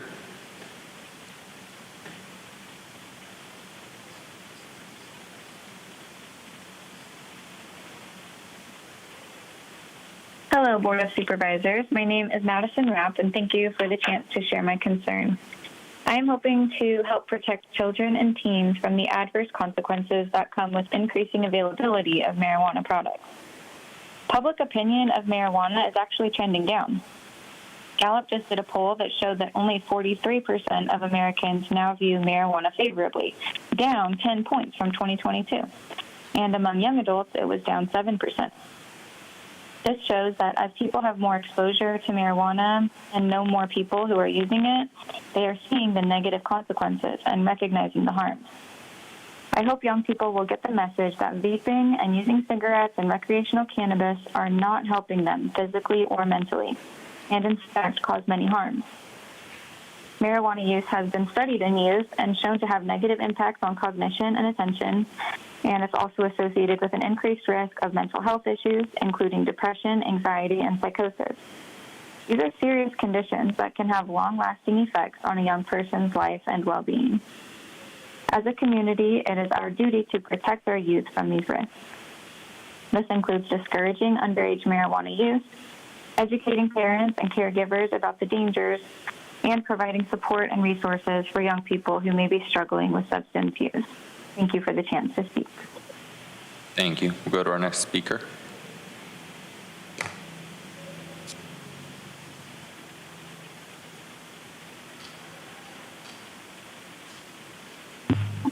All about lithium, which is used in EV batteries, unstable metals, causes spontaneous fires.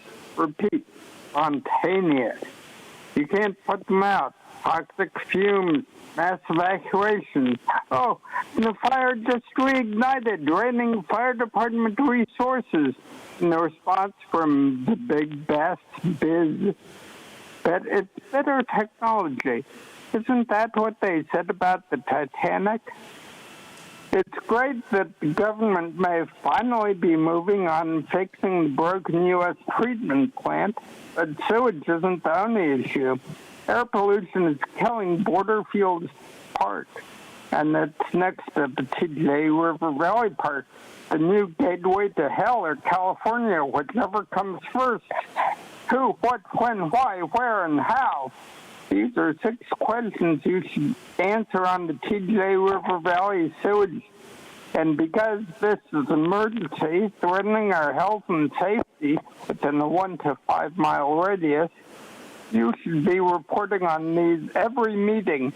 If you do not, you'll never fix the problem, only glossed over. This time, it's not their fault or our fault, but a joint effort. Sewage from Goat Canyon, Mexico, and we can't pump it to the treatment plant because it's broken. They also find it offensive that months after you authorized air purifiers for sewage smell, you're raffling them off. That is shameful. They should go to the people who actually need them for medical reasons first, and not just be raffled off to anyone in a few zip codes. Air purifiers themselves aren't exactly miracle cure either. County website warns that they're most effective in the room where you... Thank you. Your time is up. We'll go ahead and go to our next speaker.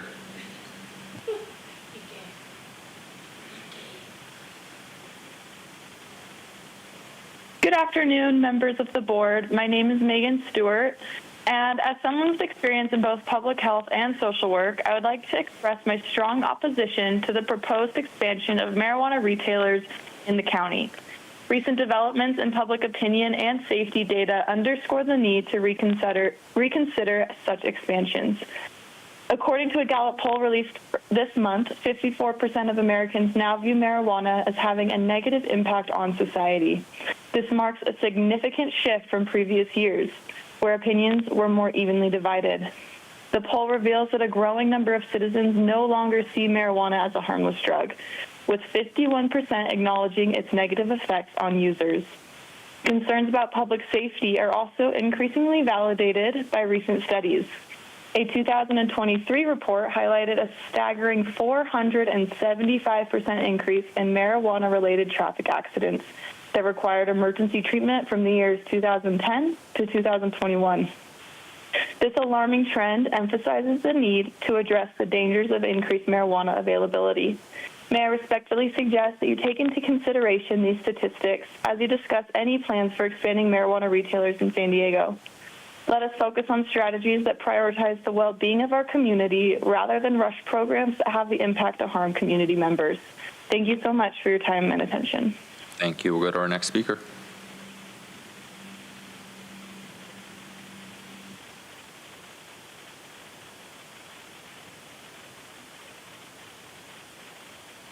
Good afternoon, Board of Supervisors. This is Ann Riddle. I called in for non-agenda public comment to thank you for providing this opportunity for those of us who live so very far away from downtown San Diego. And in my case, and probably others, I'm at work, working on curriculum that we will use for our after-school tutoring program at elementary schools where the tutoring is provided by high school students. This has provided me a great deal of experience with what's going on with these two age groups that I've been able to share at Board of Supervisors, and it's been important to me since it's such a firsthand look. Also, I'm currently serving as the Vice President of Legislation for our PTA Council, and so I have access to a great deal of news briefs from the parent community that I also can share.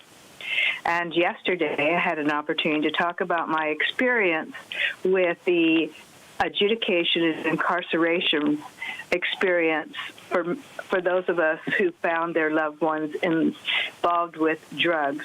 These real-life experiences that a wide variety of us can share with you, I think, expands the conversation regarding what we feel and see down at the Board of Supervisors so you can have a broader idea when you run into opposition, and it gives you some idea of where maybe that is coming from.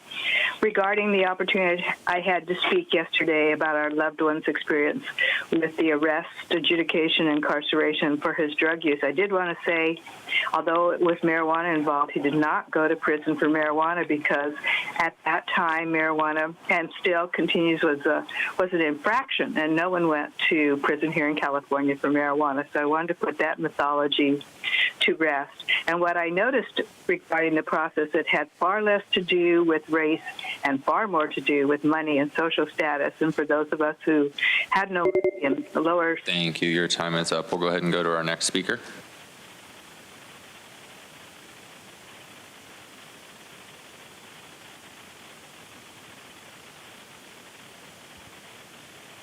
Good afternoon, Board. My name is Kathleen Lippett. I've been a drug policy researcher for many years, and on behalf of youth, young adults, my local and district planning groups, the public is confused and misinformed about drugs prescribed, over-the-counter, licit, illicit, legitimized, or normalized by the state and local governments that have pursued revenues, abandoning their responsibility to be unbiased resources of evidence-based research. Both the risk and the benefits profiles of a drug or drug policy are necessary to make informed choices. I appreciated an earlier comment regarding the importance of conflicts of interest. Regulatory agencies have been influenced by donations intended to shape their professional opinions.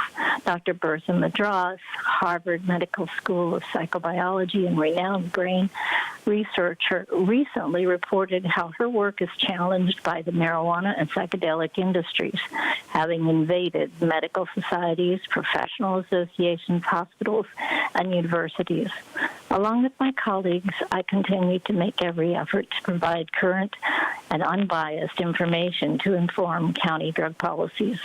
The evidence of the nexus between high THC marijuana, mental health problems, expanded drug use, emergency visits, poisonings, homelessness, lowered IQ, academic failure, child endangerment, violence, child abuse, political corruption, cartels, workplace injuries, and environmental destruction continue. The silence on the part of this board majority and the collateral damage from supporting the marijuana industry is deafening as well as inexplicable given the well-established documentation and... Thank you. Your time is up. We'll go to our next speaker.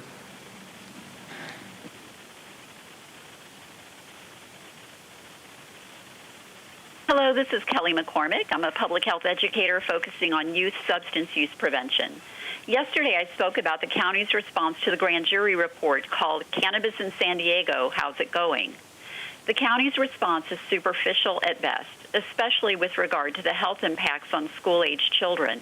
There is abundant evidence that marijuana use is harmful to their health. Rady Children's Hospital continues to see an increase in child poisonings, mostly due to the consumption of edibles that look like candy or other kid-friendly snacks.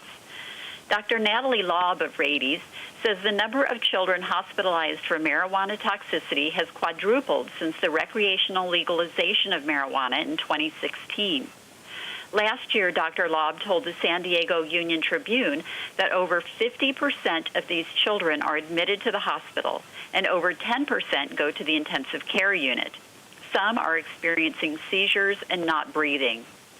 As I mentioned yesterday, the most recent data from the San Diego County Cannabis Public Health Initiative shows the number of marijuana-related hospital emergency department visits county-wide averages more than 36 a day. Cannabis-induced psychosis is one of the top causes. What I intended to add is that there's a strong correlation between marijuana use and completed suicides or suicidal thoughts among teens and young adults. You can find this in studies by NIDA, the National Institute on Drug Abuse, among others.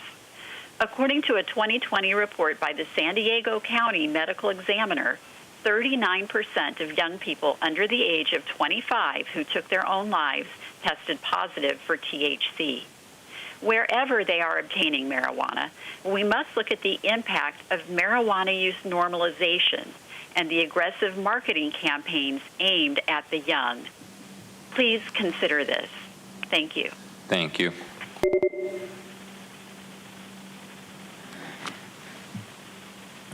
Go to our next caller. Hey, it's Troop Nora. Guess what? Your bad behavior made ABC News last night. Congrats. And I want to repeat my point yesterday. I don't care what stupid things people say during their own speaker time, but the bullying of speakers while they speak or when they leave the podium is never okay. Yet that is what you, Nora, enabled yesterday. Moving on, I'm glad Jim gave the abused horses on Artesian Road deception update today because Andrew Strong was out of breath, stuttering, and nervous to read his script last Wednesday meeting. Strong said the horses are sustainable, and then he said they're in good condition while being coached by Tara. Later, Ebony claimed the horses are in good condition. But sustainable and good are two completely different conditions. And where's the evidence? If County Animal Services went out to the network's property twice in a month and a total of 18 times this year, where's the report that Jim decided to kowtow out of? Where's a photo? Where's a single shred of evidence? Why is it okay for those who've had animals die in a neglectful manner to have their own vet they paid for be the information the county relies on? That's a conflict of interest. Jim, why is it okay for someone at DAS to inspect the condition of animals that have died from 50 yards away? Is it because Craig Netwig and Deborah Barkley were both accused of pointing guns at people, including a CBS News crew? How did horses that were skin and bones and in absolutely deplorable and disgustingly unsanitary conditions suddenly recover that quickly? They didn't even have shelter. And if everything's all good, then why did the county waste so much money repeatedly going back to the network property? Then for the county's alleged nationwide search, who did they pick as the new DAS director? Von Maurice, a guy that last year had allegations by a grand jury that the Stanislaus Animal Shelter that he was formerly in charge of returned $3.1 million despite the shelter needing more vets while they euthanized 592 animals in only 1 year. Under Vaughn's watch, the shelter also had a backlog of 400 to 2,000 calls or emails waiting for a response. This is exactly the type of unethical character I expect the county to choose to continue the lies. But ending on a positive, Joe, I made you literally laugh out loud yesterday. That's a trophy. Thank you. Your time is up. And Chairwoman Vargas, that concludes the request for non-agenda public communication this afternoon. With that, this meeting is adjourned.